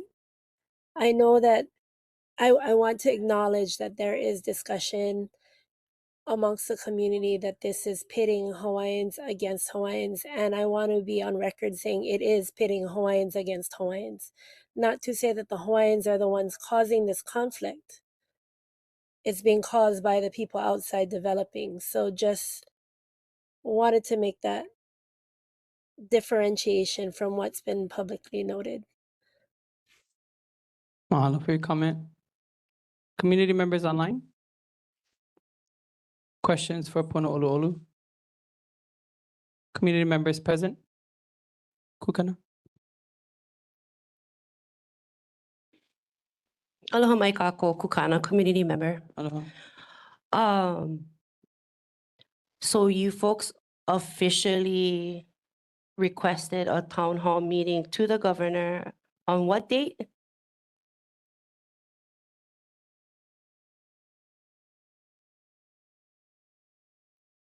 Monday? On Friday. Just to like, cause you sparked something too, Kuike. Yeah, he's sparkling. So, I mean, it's obvious the community wants a town hall, right? And so, I guess my question is for the kako. What is the process of getting one town hall for our community? Like, where does it start? As well as, because I understand our neighborhood board as being our first level of our voice, yeah, as far as in the government. And so does that mean, and this is for our state legislature leaders, yeah. Does that mean that you folks have to meet some kind of quorum, I don't know, to encourage a town hall, like, you know, be the voice for us to encourage the town hall to happen, to give it a little bit more grit? You know, and then of course, as us as individual, I mean, this is a group that went for it. If we each individually request it, you know, that's something else we can do as a community. But I guess here, I'm just trying to see like how we can use this branch of government for our community to get that ball rolling. Mahalo. Thank you for your question. Anybody else? Comments or questions? Go ahead, come to the mic. Kukana, I'll answer your question after all have been heard. Thank you. So, hi, I'm Brittany Kalua. I don't live in Waimānalo. I was born and raised in Waimānalo Homestead. My question is kind of similar to what Kukana them are asking. Is the board gonna is gonna support So- the town hall? Are they gonna Your at least question should request be it? for Pono Oluolu. So not for you guys. Not at this time. We're responding to their feedback, so to their report. Okay, so when we when definitely- would be the appropriate time? to When we ask? get to resident concerns, Got we it. will get you all up here. Mahalo, babe. Anybody else questions for Pono Oluolu? Okay. To Kukana's point or question, I'm in conversation with Mia Noguchi. She's the deputy director of communications for the office of the governor. Okay.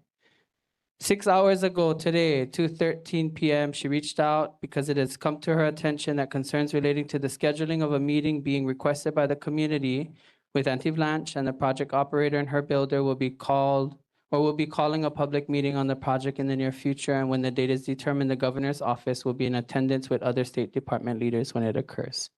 That was sent to me this afternoon. The response there that I provided was, aloha mia, mahalo for the message. While I can appreciate Auntie Blanche and her builders holding a community meeting and the governor's office being willing to be present, that is separate from the very clear message from the larger community that a community town hall hosted by the governor's office will be, and with related stakeholders and agencies, including DHHL, be scheduled for engagement. People are upset. The timing is so important as this had created situations on the ground that could have been absolutely avoided. If the community had the opportunity to seek clarity from those making decisions, sooner than later is our position. Please carry this message up to the governor. I will be available if you need to contact me. Her response was that She will send this message forward. Okay. So if there's questions about what we're doing, no worry. Okay. We're doing what we can do in our role. Yeah. But I want to make this very clear. This is not our issue. Yeah. The responsible parties have a kuleana to this community. And our job is to create a space for that. We have done that time and time again. Okay. So I need to be very clear with all of the people that are opposing and are in support. Do not target this board. Yeah. We have done more than our due diligence in many, many different ways to offer support to all sides. And several of you that have sat on this board recognize that and know that. Yeah. I'm all about consistency and clarity and having that transparency, 100%. But I do want to make sure that people recognize that you're throwing the spears in the wrong direction. Okay.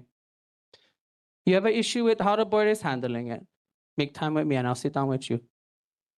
And you can share that to anybody. And this goes for both sides. Do not tell your people to call me.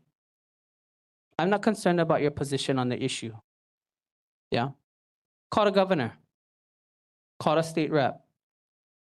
Okay.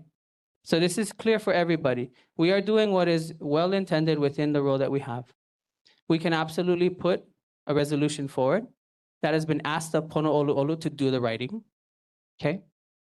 And in the event that they can provide that to this board and agendize it appropriately, it can come before the board. We have considered adjusting and updating our previous position, which supported the initial and only the initial presentation by Auntie Blanche's team. This board is absolutely present and ready. The community needs to do your work too. So when you are makaukau, you bring it to us. We'll work with you folks. And this is the same for Auntie Blanche. When they're makaukau, bring it to us. And we will kokua to the best of our ability. We are not the final decision maker, gang. Yeah. So you guys are wasting your voice yelling at me. Okay? You want the list? You want the emails? You guys want the voicemails? Yeah? Like, I'm happy to provide those things because you guys, there's messaging out there that's targeting the wrong people. Okay? We're in this position as volunteers to kako this community. That's it. Yeah. And some people have a misunderstanding of that. And we're happy to provide that. Yeah. So that is where I stand with this. We also have taken this particular situation to our appropriate pathway, which is through Randy Jung, who is our governor's rep. Yeah. Who has delivered that message by council member directly. Yeah. And her response has been that she will pass that up. We have to trust their process. And I get that that's hard, especially in the face of like really, really awkward conversations. That's the process we're taking. That's the process that we have in front of us currently. Yeah. So I need people to understand that there are processes and it's unclear even to us. Sometimes we cannot respond in the ways that we want to. Yeah. And I mahalo everybody for sharing in the ways that they share because it helps us understand the fullness of the issues on all sides. Yeah. We will always host a place for this conversation, period. Will we lead the town hall? In my opinion, and unless this board decides differently, I do believe it is the kuleana of both positions and parties to organize what they need to organize through the proper channels. Okay, that's just my own mana'o on that. And I don't want to, take any more time on it, but I needed us to understand what we have been doing too. You're not going to see me just go post something online to tell people what the business of the board is, because that requires all of us collectively. So when people tag me in Facebook posts wanting answers, you're not going to get it. Not from my position as the chair. Yeah. And I don't mind that because that's the position we are in to kako one another. Okay. We will make time for it appropriately. So 100%. Any other questions on this issue, this topic, this matter that I need to address? Okay. Mahalo for your presentation. Thank you guys so much. Thank you, Kimiona. Yep. And Kako, we're gonna move on. We're a lot behind schedule. So we're gonna ask Bellows Air Force Station, anyone present? Hearing none. Marine Corps Base, Hawaii. Hi, aloha, good evening, Chair. Aloha. Thank you, Christy. Thank you. Sorry, I won't have my camera on. When I do, our service here is very poor. So hopefully my audio is clear. Your audio is coming in clear. It's a little soft. So if you could speak into the mic more directly, that would be great. Okay, I hope, is this better? Much better. Thank you. Yes, thank you, folks, and good evening. Just July was busy. I wanted to share some updates. We hosted the Pacific Century Fellows on the 29th of July. That is an organization that was put together by former Mayor Mufi Hanneman. It's a 2-year program, and the business leaders and other community leaders that are chosen to participate. It's a 2-year program. They spend 1 day out of the 2 years.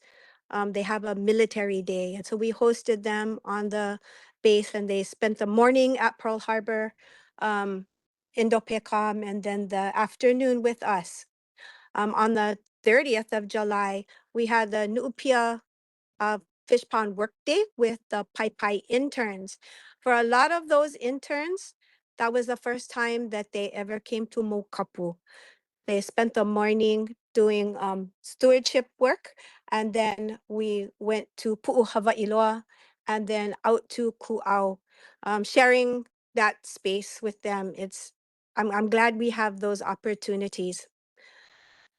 Also, we had a junior lifeguard program during the month of July, supporting all of the keiki that are there on the installation, knowing that they're going to go to beaches all over Oahu so that they can do it safely and have more knowledge of the ocean, keep our lifeguards from having to rescue one more person. Also, I wanted to share that the base hosts a monthly open to the public, either a 5K or another type of race. For the month of September, they're going to do a triathlon.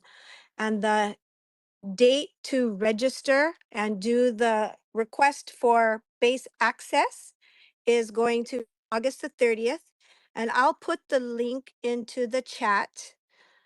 I'll do my best to put it into the chat to where you can to participate. That date for the event is Sunday, August 30th is the last date, and September 12th is the day of the triathlon.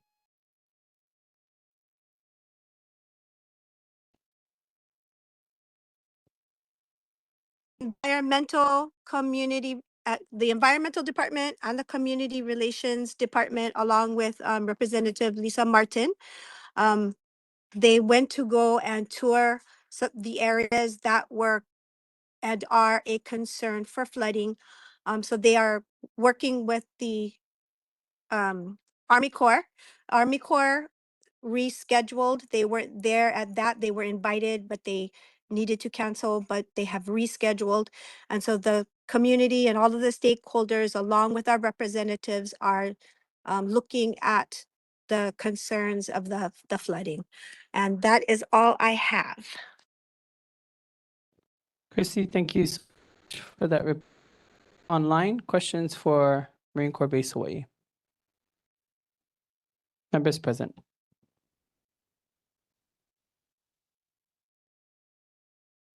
You can, if it's specific to what she just reported, feel free.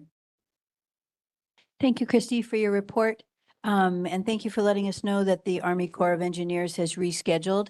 You mentioned that stakeholders will be involved in that. And so our family is responsible for Saddle City, where the houses were flooded. And can we send a representative? Obviously, we're stakeholders. I will reach out, and I am not coordinating, but I will let all of the individuals who are coordinating this, the meeting, I will let them know. Okay, thank you. And when is the new meeting? They have not announced yet. Okay, thank you so much. Mahalo for your question. Any other community members online? Questions for Marine Corps Base Hawaii? There's one hand. Lene, question? Go ahead, introduce yourself and your question.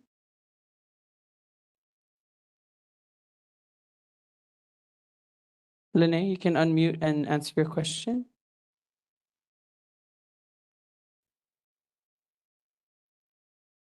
Okay, if you can figure that out, we can come back to you. Any community members present for Marine Corps Base Hawaii? Seeing none. Lene Naipo? Pressing unmute but not working.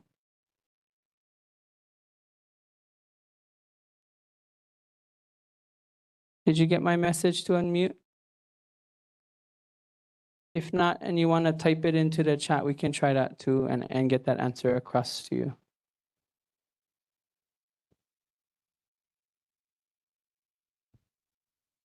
Okay. Why don't you type it into the chat, Lene, if you can, and then we'll get you an answer.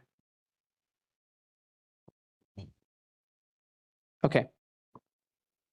Community members present? None. All right, we're gonna move on. Marine Corps Base. Sure. You have another question? Thank you. Yes, I have another question. There was a lot of low-flying aircraft over the residences on Saddle City Road, and I did call in, and both the emergency number as well as the commander weren't certain what the rules were. And so could you let us know how low the planes and helicopters are allowed to go over the residences? And what the actual rule is for that? And if not now, if you could tell us next meeting? Yeah, I will double check and to see what the altitude is. I don't want to give a number and it be incorrect because I can't remember if it's 300 or 500. So I'll double check and report back next month. Okay, and these were below 100, 150 feet at the most. They were very low. But when I called the emergency number, they said they would try to find out about getting it stopped, but it went on for more than 30 minutes. Every 2 minutes, an aircraft would fly over the houses. So what should we have done? Because they were definitely below 300 feet. We do have the sound reporting. We encourage everybody to go to the website. It's a form. It's an online form. It's very detailed. It will give us all of the information, and then it goes on a spreadsheet. It is collected. It is also shared with the air tower and the CO for the MCAS, the Marine Corps Air Station.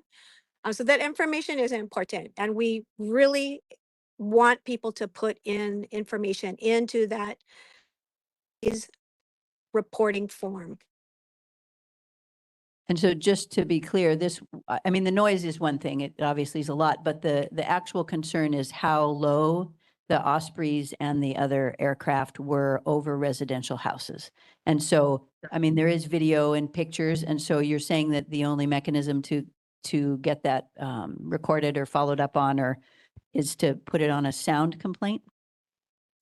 That is the best way to put it. You can also call if there is aircraft that are flying outside of the rules, then it'll be addressed.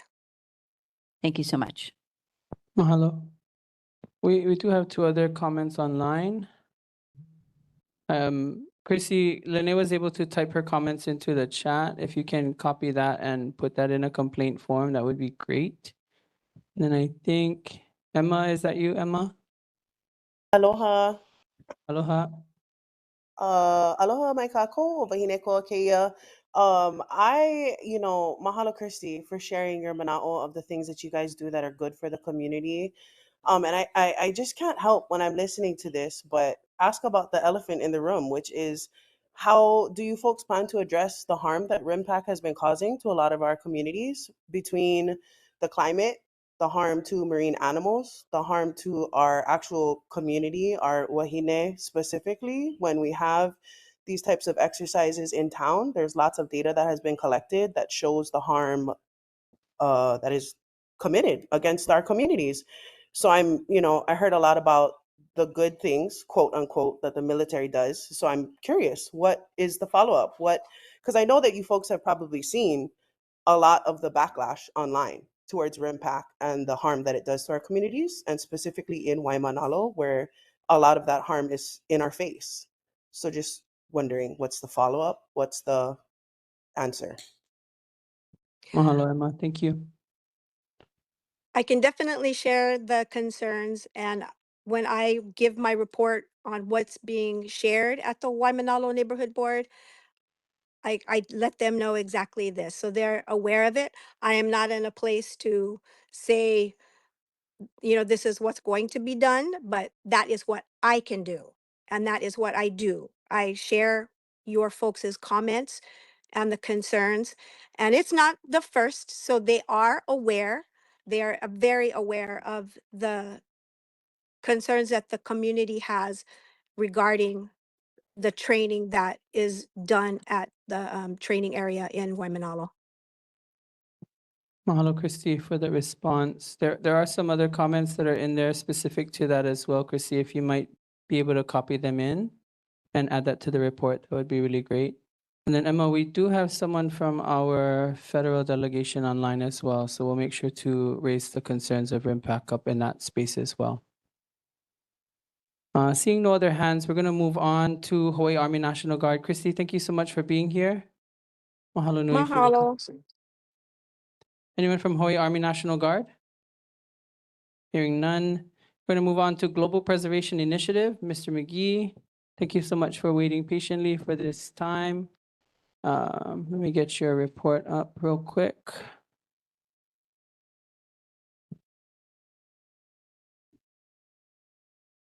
And then, all right. The time is yours, sir. Aloha, my name is Aaron McGee. Mahalo for having me. I am the Executive Director for Global Preservation Initiative. We're a local organization preserving shared human and environmental health through classroom education and restoration of coastal spaces. I was here last year at the Waimānalo Neighborhood Board meeting sharing about the beginning of our Makapu'u restoration, an adopt-a-park agreement with the city and county to lead the restoration of this beach park. And I'm here a year later with updates of what we've actually done. Next slide, please. So first of all, why Makapu'u? First of all, I am a resident of Wailupe Valley, so this is not my community. However, Makapu'u is a beach park I've been visiting my entire life. It's my favorite beach park to go to for body surfing. But our organization has been leading the restoration of Mauliola, or Sand Island State Park, for the past 4 years, bringing thousands of volunteers through that space for restoration, removing litter, clearing invasive plants, planting native species. And I felt that since Makapu'u, I have such a strong connection to, and I haven't noticed a consistent community effort to restore that environment. I know that there are one-off cleanup events, something that I have been doing myself for many years. I felt a calling and a kuleana to start that communication with the city and county, which we did last September. Next slide, please. So like I said, our work involves recurring community workdays. We host 5 community restoration workdays a year, so on a bi-monthly basis, every other month. They involve clearing or removing litter, clearing invasive plants, and planting native species. Next slide, please. In the past year, we have removed over 800 pounds of litter, cleared 7,000 square feet of invasive plants, and planted close to 90 native plants. Next slide. This has taken place over 6 restoration workdays since last September, bringing in close to 300 community volunteers and about 600 hours of volunteer service at that beach park. Next slide. So I want to give an overview of the areas that we're actually working in. This first section is that red circle there. Next slide It was covered in koahaole, one of the most invasive plants in the world. This is September, before our very first workday. Next slide. It was cleared in October by volunteers. Next slide. And today it is, this is what it looks like as of last week. Next slide. We have some pohinahina growing there. That's a native coastal plant to secure the soil. And it opens up that view of the coastline as soon as you enter the park. Next slide. The next area that we're working in is that big yellow patch right against the road. These are some dunes. Next slide, please. Mahalo for doing the slides. This is what we saw. It looked like a dumping ground for green waste. And so we cleared this. Next slide. Over some work days, and we opened up a huge area where naupaka, a native coastal plant, was being smothered, wasn't able to grow. Next slide. And so we put in some new naupaka. It is growing, and hopefully we'll fill that space with native vegetation again. Next slide.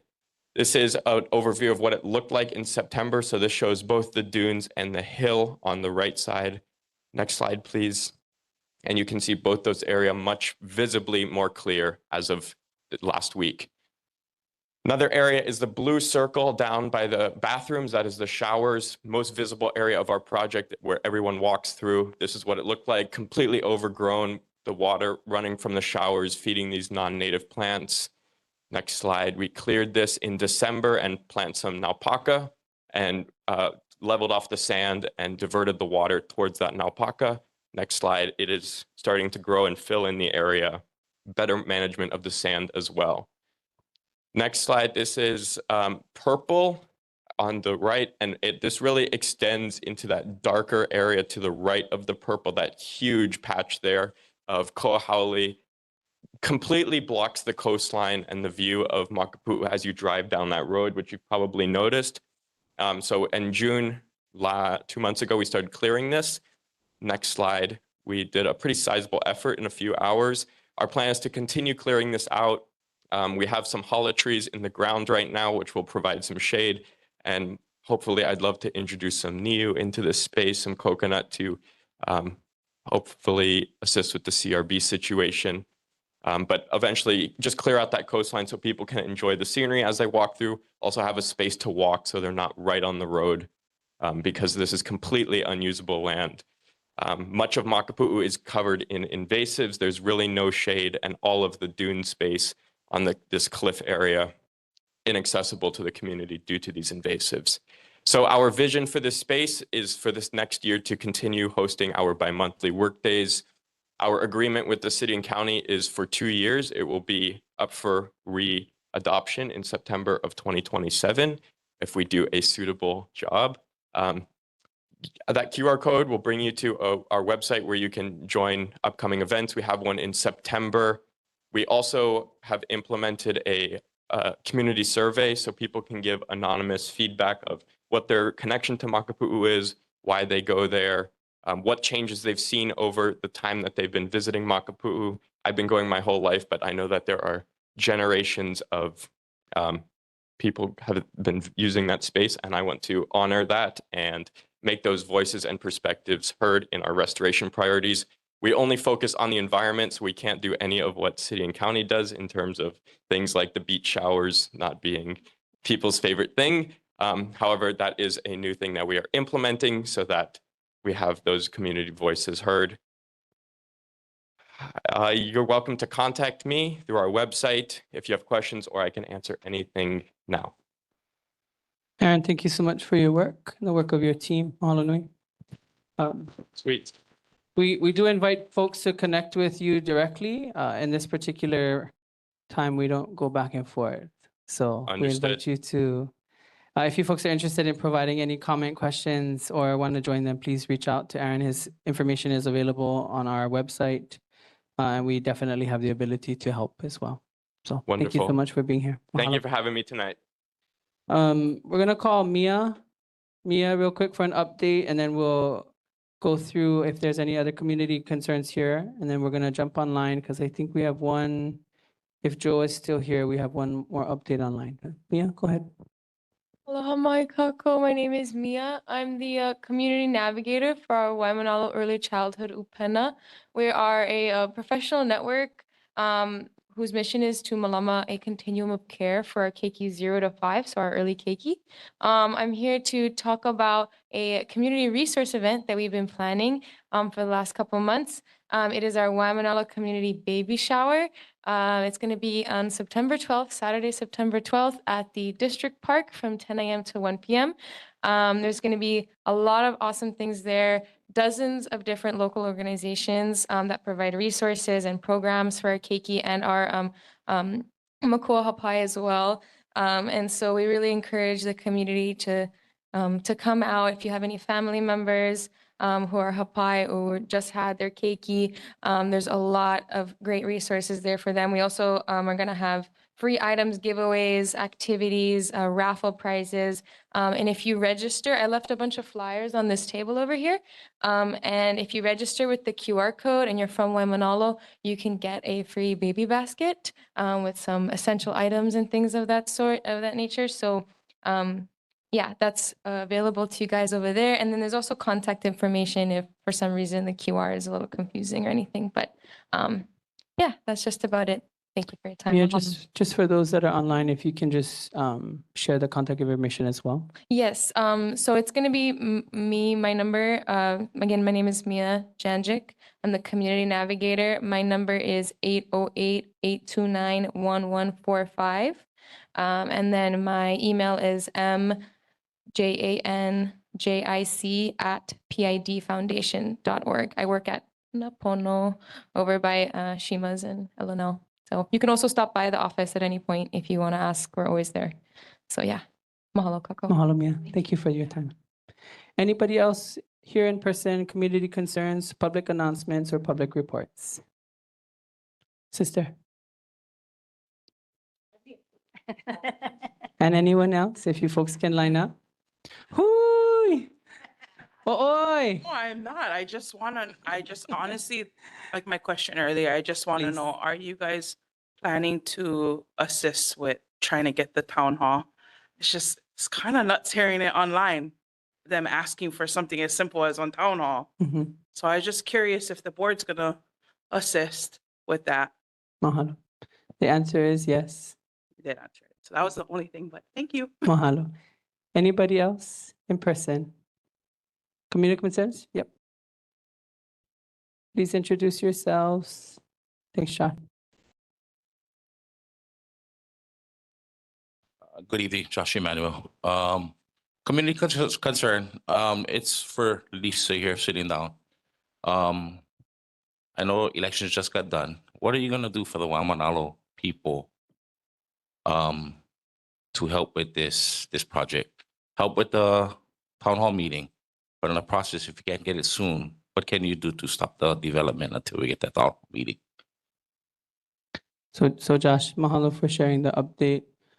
You know, we don't necessarily use this time to have that debate, but we'll document it. And if Rep. Martin would like to, yeah, she can speak to it. Thanks, Josh. Anybody else? Community concerns? Please come to the mic, Uncle. Thank you. You can introduce yourself. Perry as well, if you can come to the Yeah, mic. my name's Louis Jamil. I'm born and raised in Waimānalo. Mr. Jim. 2 weeks ago, my daughter went to fish at Sherwood. I brought them there when they was babies. So she went to fish, was her day off. And then she come back, she told me, Dad, hey, over there, it's funny, you know, it's all full of homeless. It rubbish all over the place. And Dad, I got scared. Somebody came from in the bushes. I never knew he was there. I said, you know, you're not going to hear them because they're walking on the sand. So I told her, you know, don't go fish there anymore. Now, why should my daughter, who got raised there as a baby, cannot feel safe to go fish where she was brought up? And that place is all full of homeless. And I brought it up to somebody's office that they should speak to the commander and say, you know what? You are the steward of the land. You don't own the land. It's all the way up to the chain link fence. In my mind, you can take one loader and push that material. go back again, push them again, make them wider. You might not even have to haul away the material, just spread them out. But as long as that's not up to the fence line, where people can be hiding in there. So that's my concerns for my daughter. All I'm saying is that the kuleana of the government is to take care of the citizen. If my daughter can't even go over there where she was raised, and now she go fish, now she's fishing down the other side. Tutu, it's not safe. Okay, mahalo. Mahalo, thank you so much. We'll make sure your concern gets forwarded to the city administration as well as Belos. Thank you, Anakala. Aloha mai kako. Aloha. My name is Terry George. I'm not from here. I grew up in what I was told was Hawaii Kai. Later learned it was Mauna Loa, and more recently learned that it's part of Waimānalo. But I am a visitor. I've worked in several foundations to support communities, including self-help housing in Waianae, and a lot of work all over the Pai'aina to restore community leadership in solving problems and having government listen and support. I've been to lots of different neighborhood board meetings from Waianae all over this island, and I have never seen a board as deftly led as I saw tonight in helping to keep the conversation going in the right way. And I just wanted to mahalo you. And then finally, just thinking back with pride over what Denise Espana and her team, including you and Miley and her team have done, reminds me of a time about 20 years ago when there was some challenge and there was a risk that 11-acre site that Jimmy Torres was able to convince the government to provide to help lift up the youth was at risk unless people were able to come together and quietly listen to each other and work out a compromise. And then you see again an amazing compromise and agreement to work together between these two fantastic organizations. And as a result, generations of children and youth are going to be able to be proud of who they are. So mahalo. You taught me a lot tonight, all of you. Mahalo, Terry.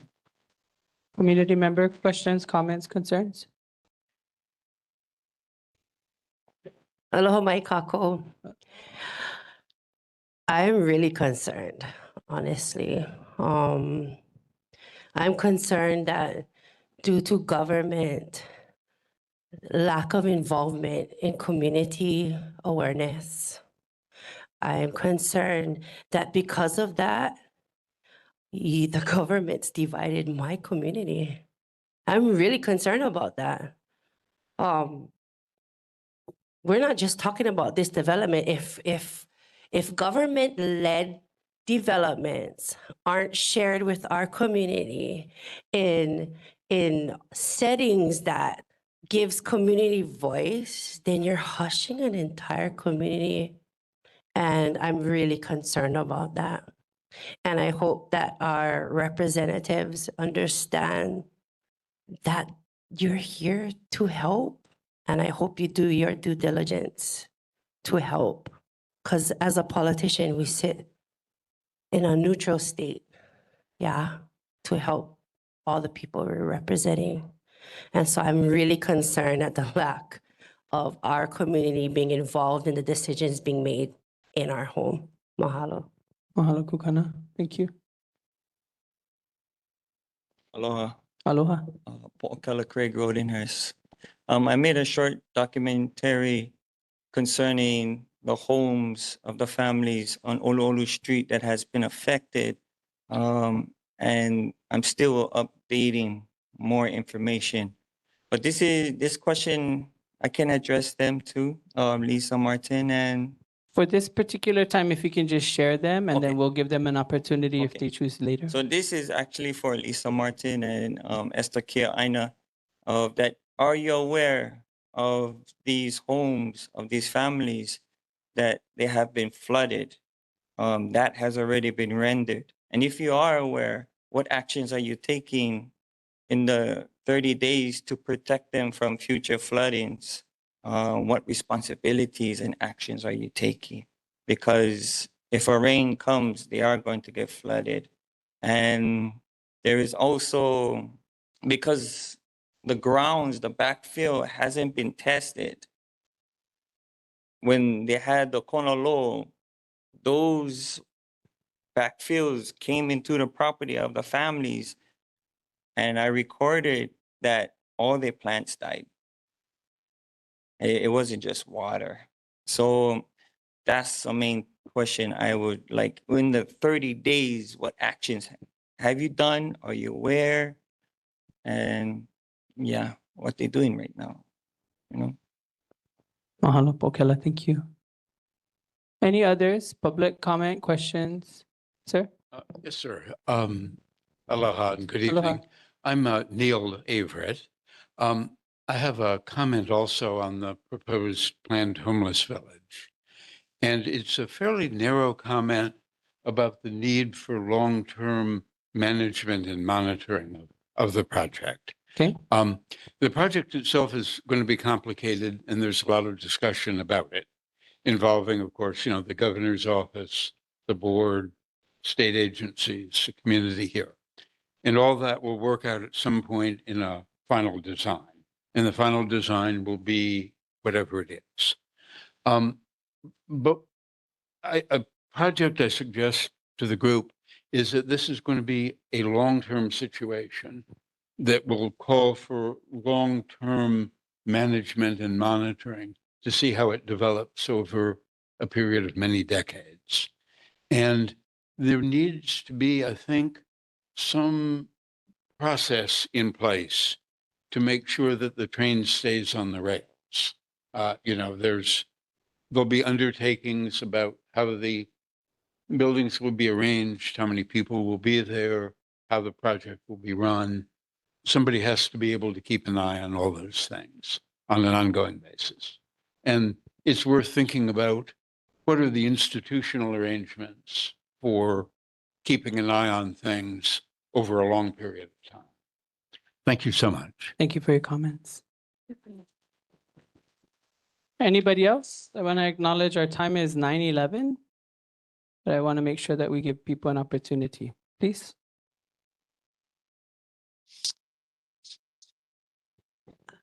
Yes, hi. I'm Kirsten Downey. I went to Kailua High School with a lot of Waimānalo people, and now I live here in Waimānalo myself. I just wanted to say that after Dwayne Caruso came and spoke to us last month, I went over to look at Kahauike Village, and I just wanted to say, it's sad. It's sad. It's grim. It's not the kind of thing we have here in Waimānalo. Now, he has said he cares about his reputation, but it's just not the look of the kind of place we have. And I really wonder if that's the best he can do. Is he the right man to be given a long-term lease for free? Hello. Aloha. Thank you for that comment. I also just wanted to bring this up because, again, my issue is that it is being developed behind Hawaiian Homestead.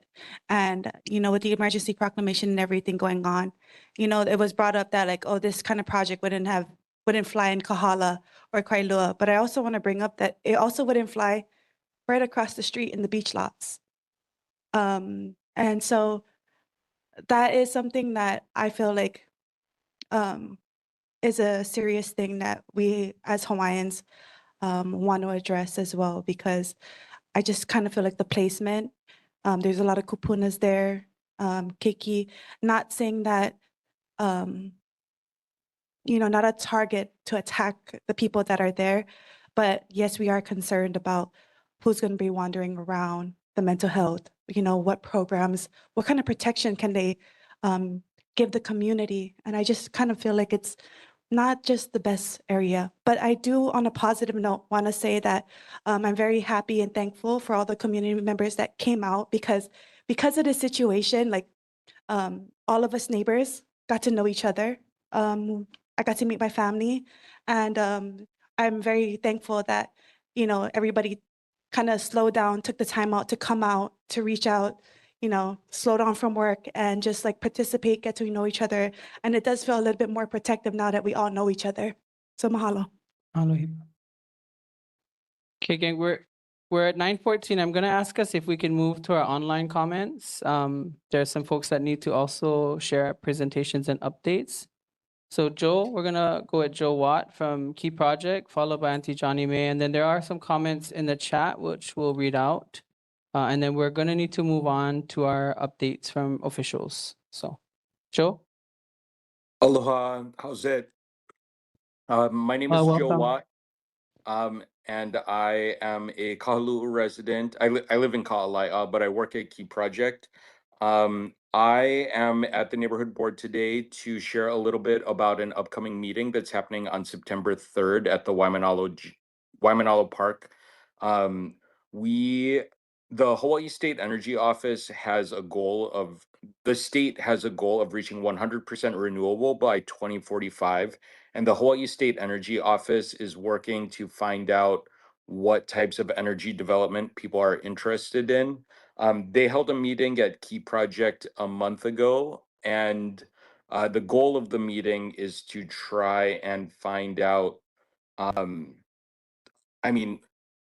basically what they're saying is all of the energy solutions are bad in some kind of way. We're suffering with a lot of carbon emissions from the fossil fuels. And we know that solar panels take up a lot of space. We know that windmills are ugly. So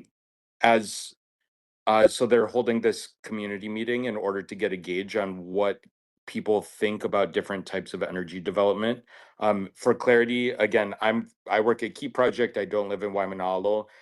This is not a specific energy proposal, but this is an opportunity to talk to the Hawaii State Energy Office and tell them we absolutely do not want this type of development in Waimānalo, or this is why we think you should build energy things in Honolulu, or all kinds of different things. This is a good forum for sharing that type of information. Again, it's on September 3rd, which is a Thursday, at the Waimānalo Park. It's not in the gym, it's in the Grace Adviento multi-purpose room, from 5:30 to 7:30 p.m. and bento are provided. Again, I know that Waimānalo has had a couple of different kind of out there energy proposals. Oahu has had wild energy proposals that have had specific impacts on Waimānalo. So if you have mana'o on those things, it would be a good opportunity to share your opinion, learn a little bit of the restrictions that the Hawaii State Energy Office and the state in general are working with, and get a free bento. So there you go. That's Mahalo, and Joe. then if you have questions, you can email me at hui, at keyproject.org.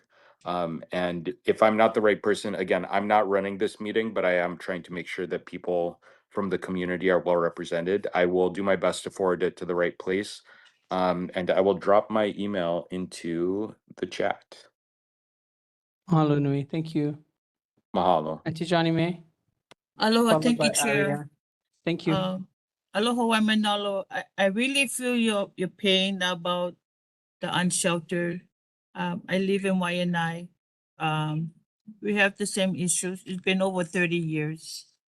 I know from Waianae, I have ohana in Waimānalo, sorry.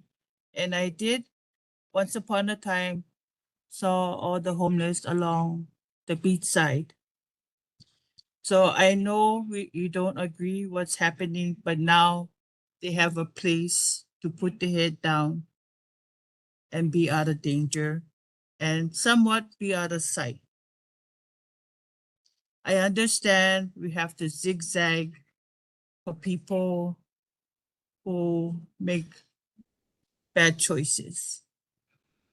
But the problem is about educating ourselves and getting a job. Why do we continue to have the same narrative? That's the question we need to ask ourselves, why we have the same narratives. And that needs to change. But I really, really feel Waimānalo pain. I too do not like to zigzag because the people do not follow the rules or the laws. Whether it's homeless, whether it is speeding, whatever the reason. But my community had to change and the businesses had to change because of the homeless situation. But as long you have a nonprofit organization in your community, you basically stuck. Thank you.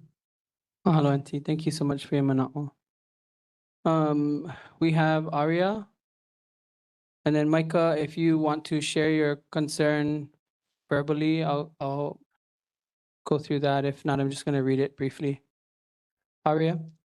Aloha. Apologies for not being there in person. My name is Aria Juliet Castillo. I'm with the Clean Elections Coalition. I'm here tonight to share with the community that there's a growing call for the Hawaii State Legislature to convene a special session to address the government contractor campaign contribution loophole. Okay, a few weeks ago, 4 people were indicted in connections with alleged bribery scheme involving a state contractor, Toby Solitum, Lieutenant Governor Sylvia Luke, her campaign treasurer, and Ford Fuchigami, a staffer for Senator Donovan Dela Cruz. This was related to COVID testing in 2022, funding for COVID testing. Now, these are all allegations, and everyone is entitled to their presumption of innocence. But this is happening against the backdrop of a much larger corruption problem that has plagued Hawaii politics for the last several years. Former Representative Ty Cullen, former Senator Kalani English, they're both convicted in federal bribery cases involving state contractors. And through these investigations, we learned about another influential lawmaker who was allegedly involved in a separate $35,000 cash bribe in a paper bag.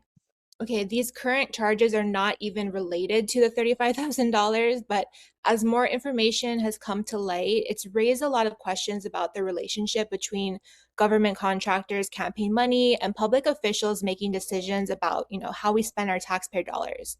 These contractors indicted in the bribery schemes, they've also donated thousands and thousands of dollars in legal contributions to many current lawmakers, okay? In 2008, Hawaii passed like a really groundbreaking law at the time to prohibit government contractors from donating directly to elected officials. Our current state senator, Chris Lee, was involved in that. But the law left a loophole. The companies itself could not donate, but the owners, executives, officers, family members connected to the company are still able to make campaign contributions. We have seen reporting in the New York Times that have documented patterns of contributions from people connected to government contractors. And this is happening around the same time that decisions were being made about funding, budgets, contracts, zoning, permitting, major developments.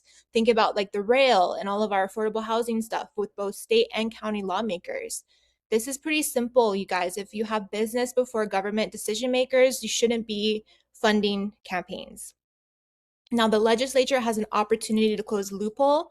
We've actually been trying for at least the past couple of years. In 2025, it made it to the last day of conference. It died at the very end. This year, two versions moved through the legislature, but again, failed to make it across the finish line. We're asking lawmakers to come back and finish the job. There's been a letter calling for a special session that's been signed by 10 House members. Okay, and this is a bipartisan effort. Both Republicans and Democrats have signed it. And there's a petition being circulated to the rest of the lawmakers asking them to support convening the legislature and address this. Their calls are also being made to Governor Josh Green to support a special session. The timing of this is really important, okay? After the general election, campaign fundraising starts again. And if we're serious about closing this loophole, taking this corruption seriously, we should stop that before fundraising begins again after the general election. There are going to be many reasons why they say special session is not possible. Scheduling is super difficult. We have the general election approaching. The House and Senate were kind of far apart on the issue. This isn't top of mind right now. These bribery scandals happened a long time ago for people no longer in office. It's just a few bad apples, etc. What we're really asking for is a show of good faith that our legislature is serious about addressing corruption and rebuilding public trust. I just want to remind everyone that lawmakers are getting a 32% raise this year. They're going to be making $97,000 something a year. So, I think that's a full-time salary. And when things like this come up and the community is calling for them, they should be ready to come back to work. So if this issue is important to you, please contact your state representative and state senator and ask them to support the special session. To my knowledge, neither Rep. Martin or Senator Lee have currently signed on. And also contact Governor Green and ask him to support bringing the lawmakers back before the general election. Thank you. Mahalo nui, thank you. Micah, did you want to comment? Thank you, Kimiona. I'll make my comment. Thank you. Go ahead. Chair, thank you for having this tonight. I just wanted to make an announcement. Michael Kalama here. I'm in full support of Pono Olu Olu and the Waimānalo community.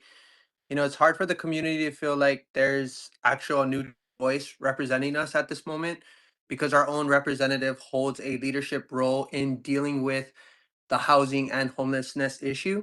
So it becomes even more frustrating when residents feel like the developer, because they're well known and established and connected, somehow that their voice supersedes the concerns of the people who actually live here. You know, their representation should never make our community concerns less important. I think we still have basic questions that need and deserve answers. What exactly is the emergency proclamation being used for? Why isn't there emergency proclamation and has it continued for 3 years and keeps getting renewed? You know, what laws, permits, reviews, and normal processes are being suspended or expedited? We need to know this type of information. You know, I'm being told this is a temporary solution, so we need to define temporary. So if this makes it temporary, you know, when's the actual end date? How long can someone stay there? What happens when the time is reached? And I think I'm just going off of exactly what was said before, you know. And what guarantees does Waimānalo have that this emergency response doesn't become a permanent issue, you know, a constant permanent issue?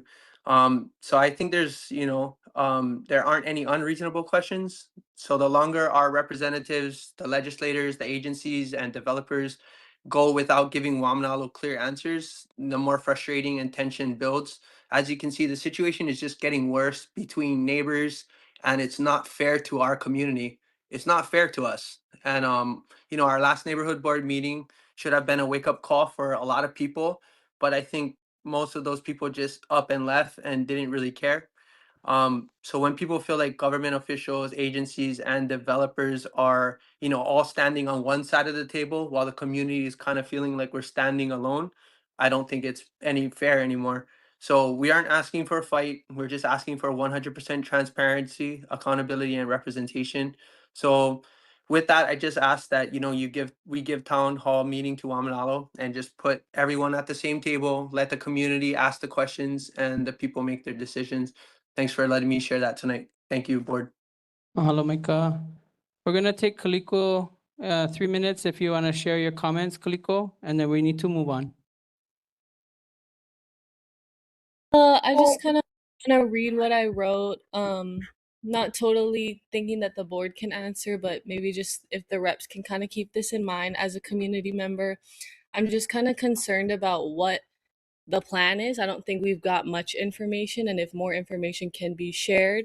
I think my overarching question really is that how does it make sense that we can emergency proclamation these 100+ units to be built within Waimānalo, but our community can't even get a town hall meeting? And maybe Rep. Martin, if there's any way she can kind of spearhead that to get that process moving forward, or I don't know, just giving the community more answers of what we can do to get that process to go faster. But yeah, mahalo. Mahalo. I recognize we can stay all night listening to folks share, but I do apologize. We do need to move on or we will not get through anything else. So you are always welcome to share your comments and concerns with any one of us and any of our elected officials in the right channels. But please be mindful of our time this evening. I'm just going to ask us to move to our next piece of the agenda. Noting also that we're going to be running late this evening. So I invite everybody who shared to stay, to listen to the rest of the voices that also have to share. So Councilmember Kiaina, thank you so much for waiting.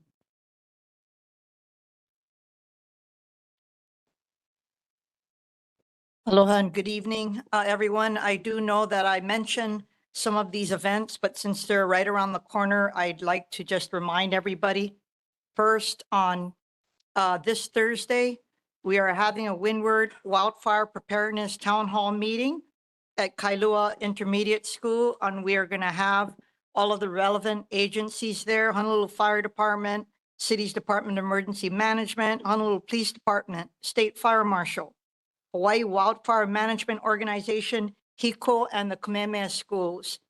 As many of you know, I think all of our communities want to learn about preparedness for all emergencies, but as you know, fire is likely to hit our families than a hurricane or a tidal wave. So we felt that that it was critically important to try to bring all of the various stakeholders today, both HICO and the private sector play important roles as well, because you have our lands and then you have public lands, but there's also a lot of private lands that we have no control over.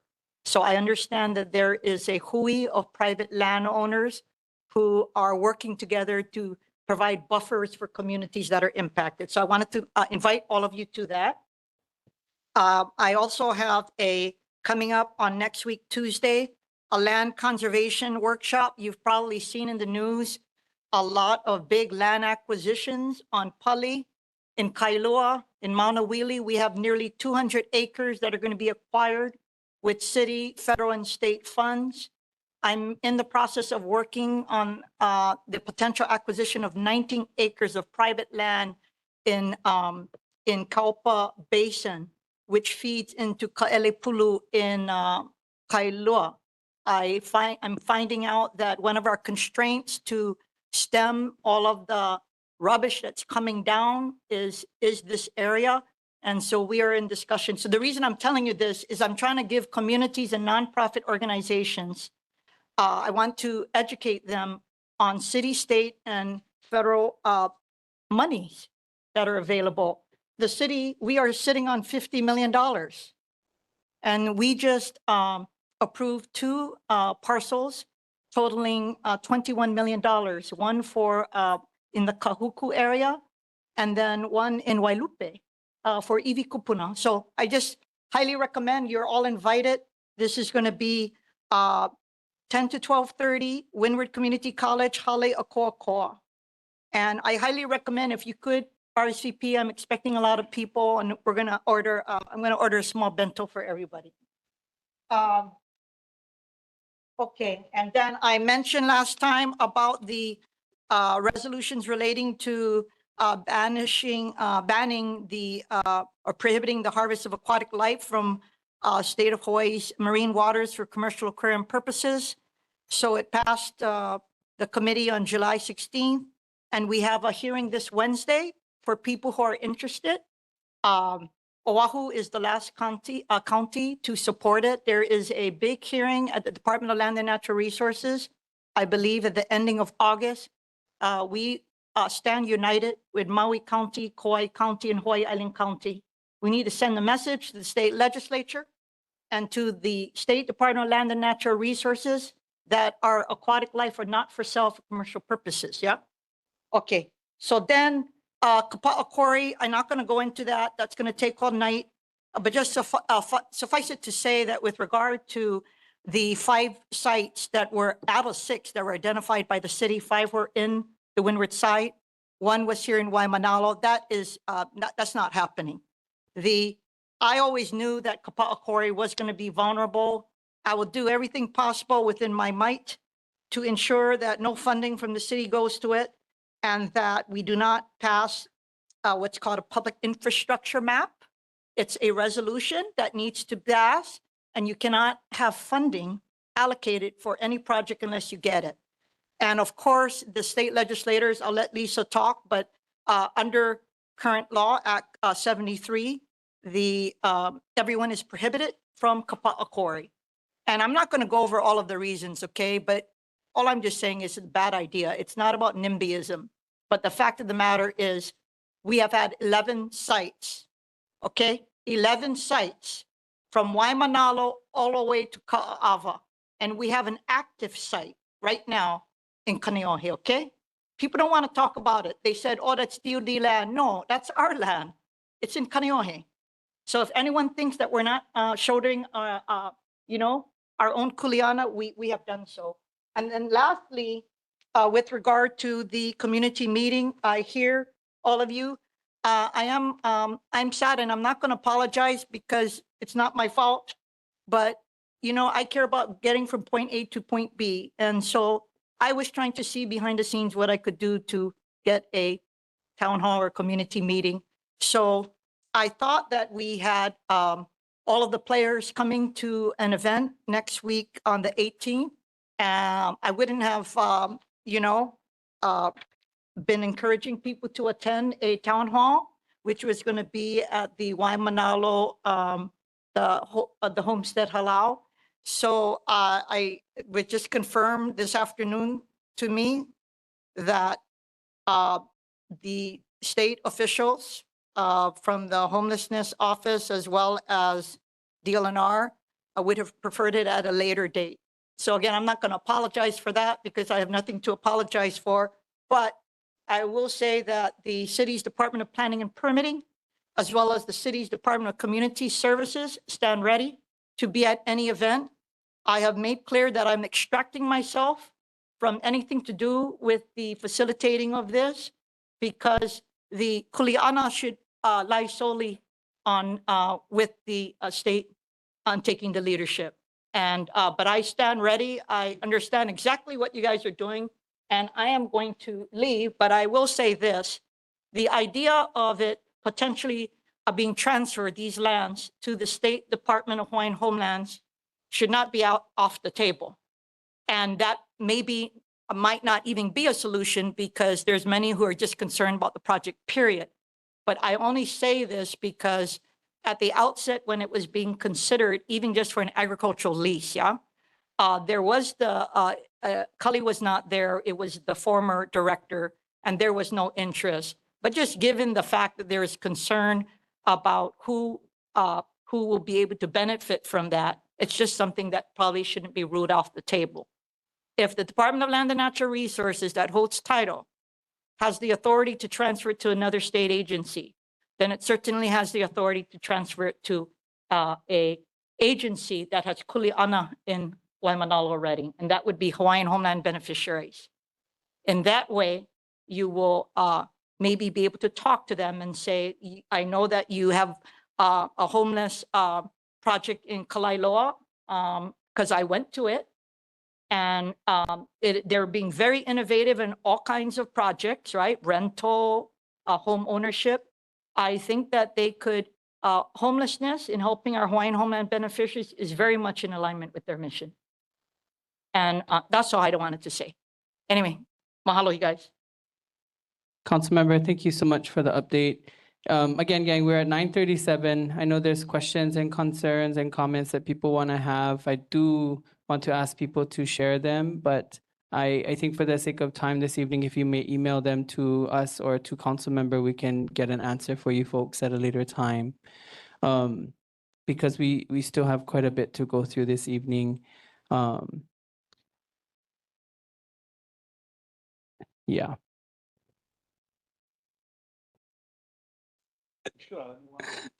No, because then the flood door is going to just open and then we're never going to leave. You get 7 comments lined up. The honesty in here is that our video recording ends at 10. And this is all supposed to be public information. And so without the video recording, we essentially should stop. And that's the problem. And I know we can have these conversations all night. And so I know, yeah, write them in one email, bro. And then we can send them. We can send them. We can send them. I promise you we can send them. Mahalo, my vice chair, for malamaing this process with us. I'm going to call Senator Lee. Hearing none. State Representative Lisa Martin. Mahalo, Rep. If we get through all these quickly, then maybe we can oral then and just Aloha. get them out there. So I'm going to start with the issue that so many people are most concerned with right now. And that is the upgrade to the existing homeless shelter, right? I'm not in control of the process. I have spoken to the governor. I have spoken to leadership staff. And What I don't think maybe everybody is as sensitive to as they might be is the primary, right? That was a big deal. They basically had no extra bandwidth for having community meetings at that time. Now that the primary is over, I think that it will happen. I wish that it was happening on the original date that was proposed, but some of the key actors are on holiday. They are not going to be here. So I think it's better to have a meeting. Not that I'm in control of this, but I agree that it is better to have a meeting where the key players are there instead of having a meeting where there's questions posed and they say, oh, well, that person's not here to respond, right? So that I think maybe in September, but we'll keep people posted. And yeah, somebody had specifically asked me what I'm doing about the flooding, and I'm trying to address it. I actually understand that the protesters blocked them from working on the fix to that flooding the other day. I hope that's not true, but so what the situation is that the water that streams from Oluolu Street during heavy rains used to flow into the agricultural lot behind. And when they build the retaining wall, then it stopped there, right? It didn't flood homes, but it flooded the backyards, of some of the homes there. Only 4 homes have the retaining wall. So it's not like a lot of them do, but there was some, the water was trapped.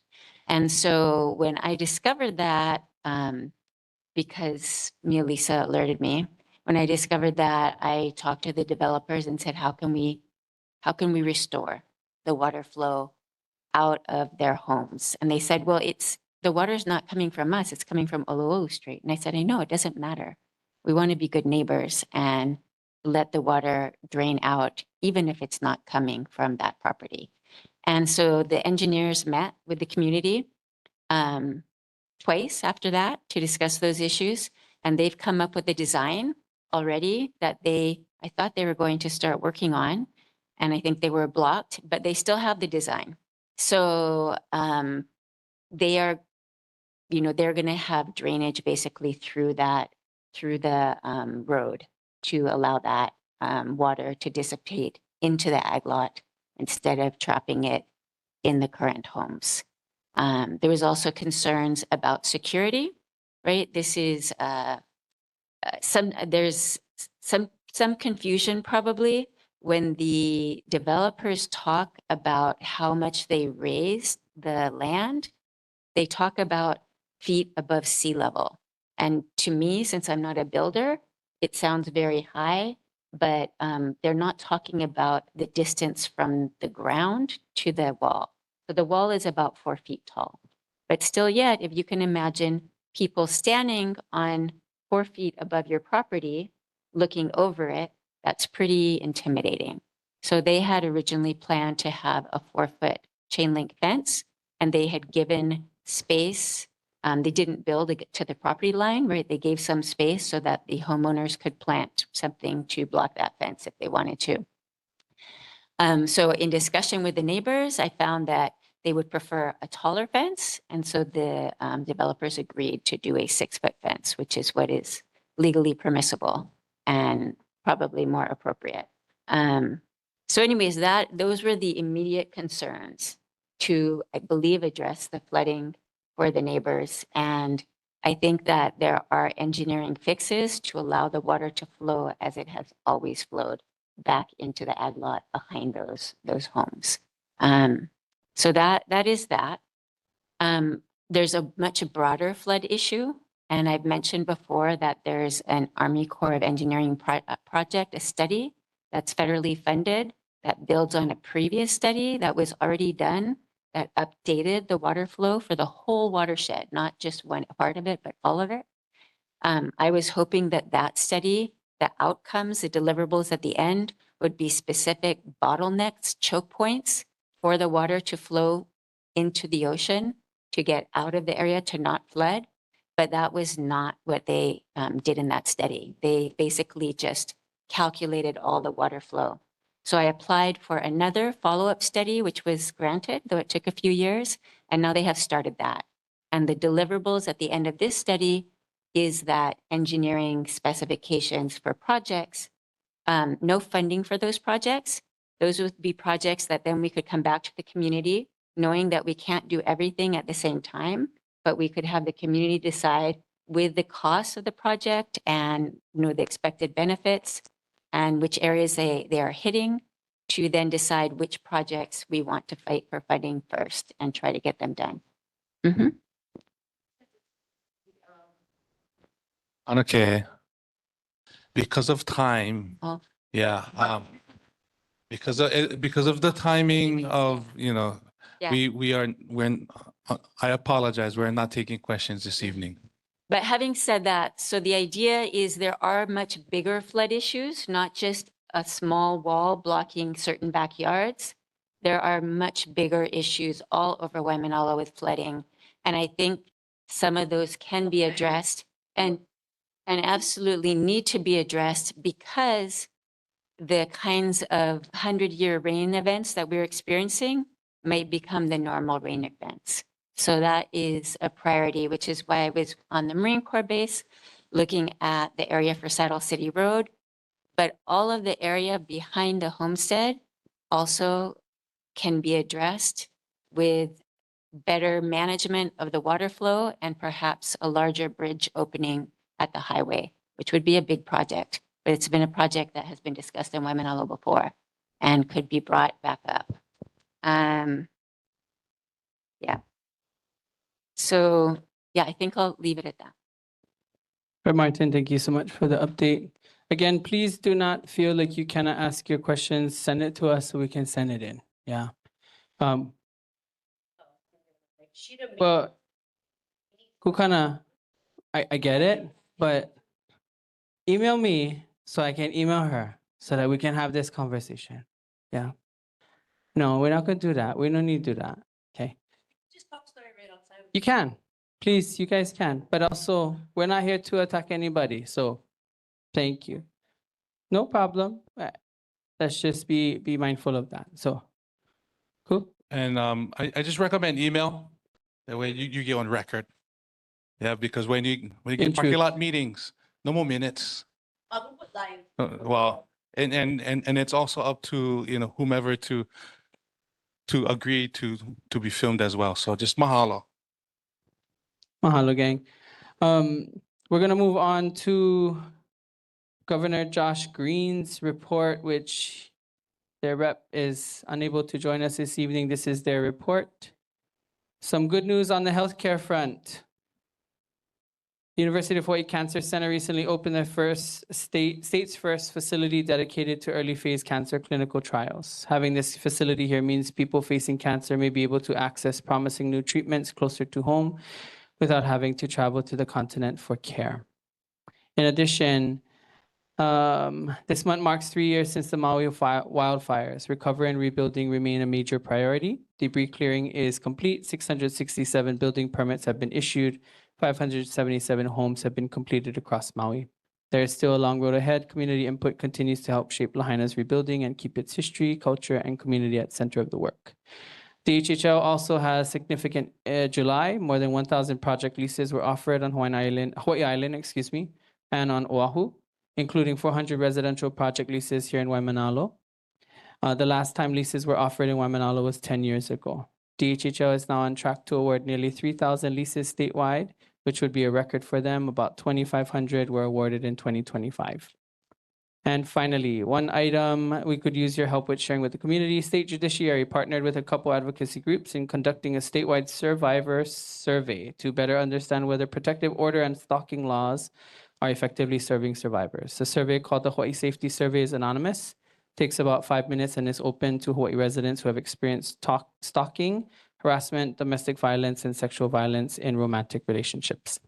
The survey is open through the end of September, so if you can help share it through your networks, please do. We will post the flyer and information in our Google Drive. And then lastly, but not least, we have our congressional delegation. Are you folks still online? From Joe Takuda's office? Yeah, Hi, hi. Nicole. Thank you for waiting patiently. Please, we look forward to your update. Thank you for having me. It's good to be back on this meeting. I shared the update with the board earlier in the month, but I will go ahead and read it. Recent legislative highlights. In July, Congresswoman Tokuda introduced 2 bipartisan bills to address gaps in the nation's rural health infrastructure. Rural Hospital Cybersecurity Enhancement Act requires the federal government Nicole, to develop a plan to Nicole, train. Sorry. Can you pause 1 moment? Can you Yes, I folks can. take your conversations outside, please? Kukana, can you guys take it outside? It's a very distracting conversation right now as we're trying to hear an update. If you want to have the conversation, please go outside. If not, can we wait until the last presenters have presented, please? Okay. Mahalo. Nicole, I apologize about that. Please continue. All right, thank you. So the government, it would require the federal government to develop a plan for training rural hospital staff on fundamentals of cybersecurity practices.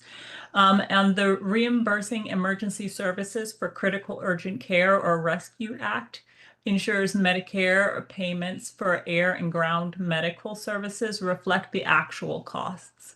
The Congresswoman also led a bipartisan letter signed by more than 60 colleagues urging Centers for Medicare and Medicaid Services to improve reimbursement rates for telehealth visits at community health centers and rural health clinics, ensuring patients continue to have access to these services.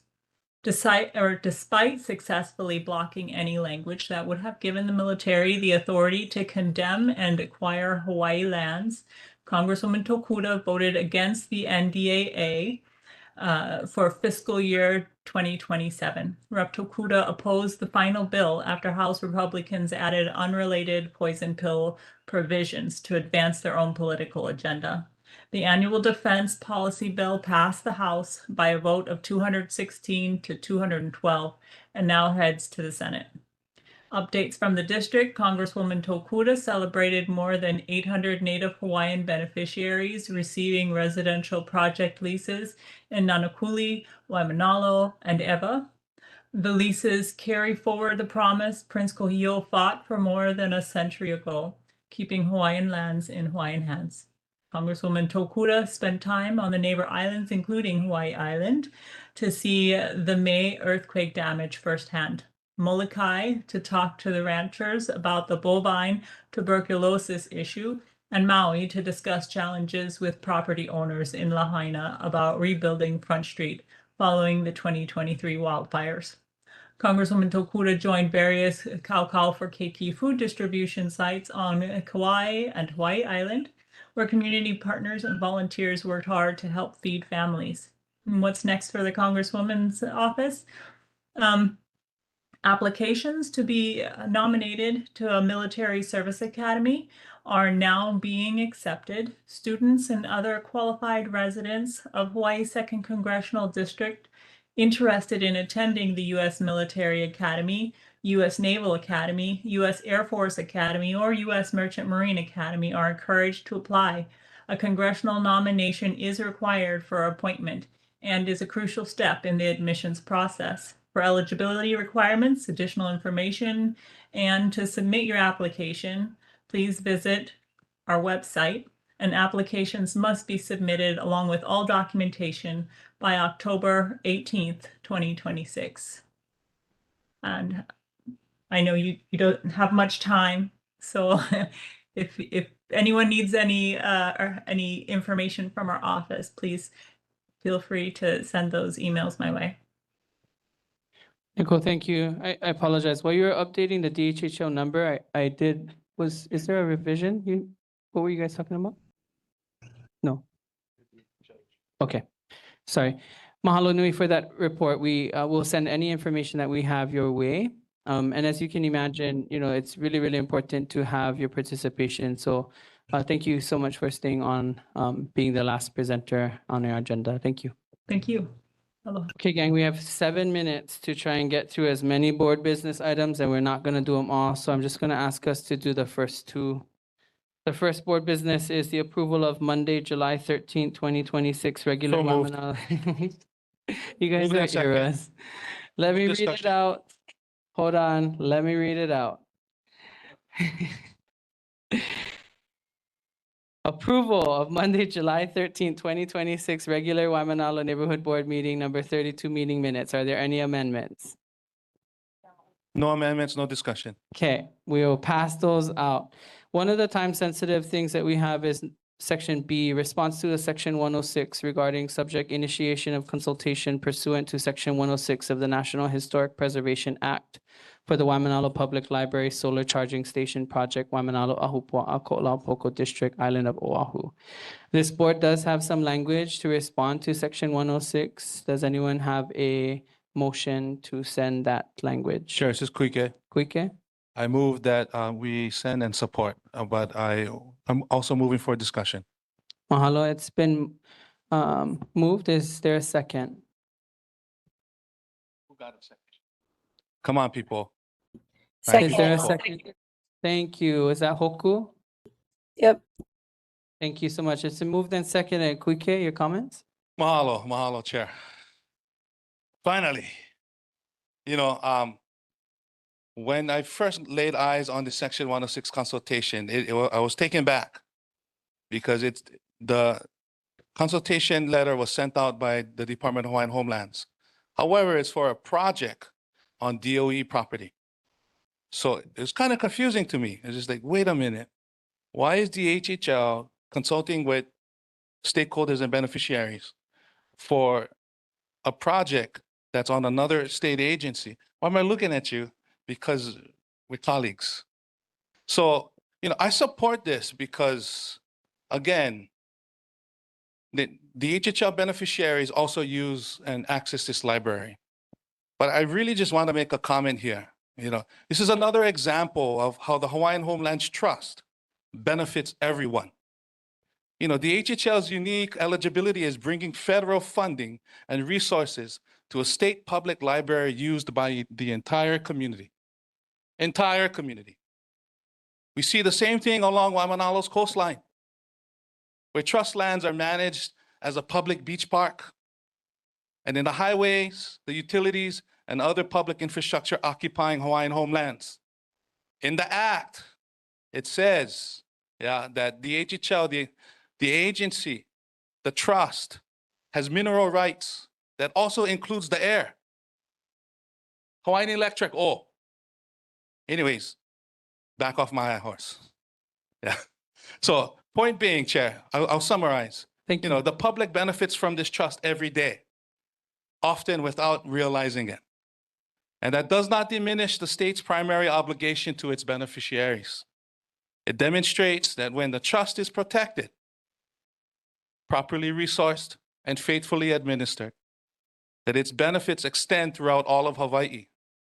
So my message is for our legislators that the next time the HHL is up for bat for not a 600 million, for not $1 billion, this is why we need your support to shore up the trust so everyone benefits.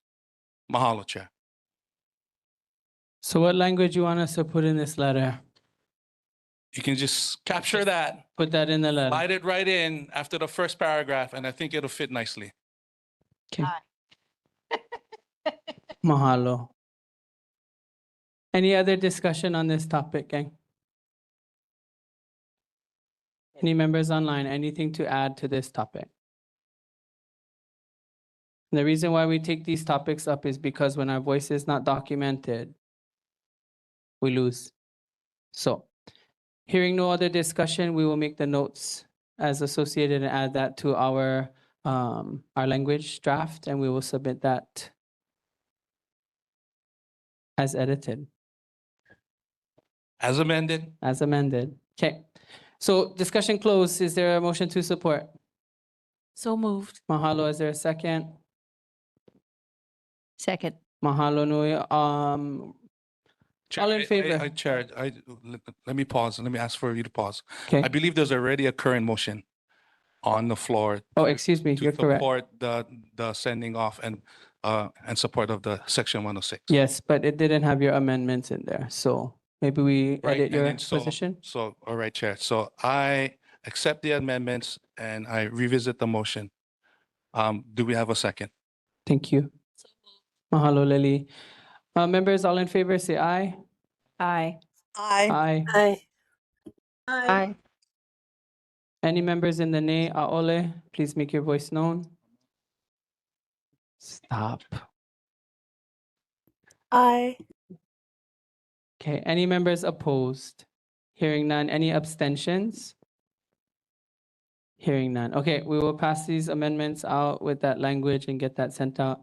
Members, I just want to recognize that we do have, as you can tell, a very full agenda that still requires us to take action on. And so without us being able to achieve that, maybe in our next meeting, we might need to call for a special meeting just to adjust the agenda items. Okay. With that being said, we're going to go ahead and move to our meeting announcements. Mahalo nui to all of you folks for your support and aloha this evening. Melissa, anything you need to share from the NCO? Okay. There is a revised neighborhood board member guidebook draft. Comments are due on Monday, August 17. If you need that draft, please ask and we will get that to you. The next Waimānalo Neighborhood Board number 32 regular meeting is scheduled for Monday, September 14, 2026. Our 2026 Olelo broadcast schedule for Waimānalo Neighborhood Board number 32 is broadcast on Olelo number 49, channel 49 on the fourth Monday of the month at 9 p.m. and the first and third Saturdays of the month at 3 p.m. At this time, because our vice chair has so much to say, I'm going to ask him to close our meeting in Pule. Mahalo nui. Is that you, Ted? Okay, Pule kako. Mahalo nui for all the blessings, for the opportunity to sit here aloha healo face to face and discuss all of the future and current needs of our blessed community. I uplift and ask, with this leo mihi, that you help us, guide us home safely tonight on the highways and byways. Me ke la he leo mahale oe kia ko nui, no no ia ke ma mea apau ma ke no kau keiki me ko kako kama, o yasu no. Amen. Mahalo kako. Mahalo nui, gang. We will adjourn at 10:01 p.m. Thank you, Kako.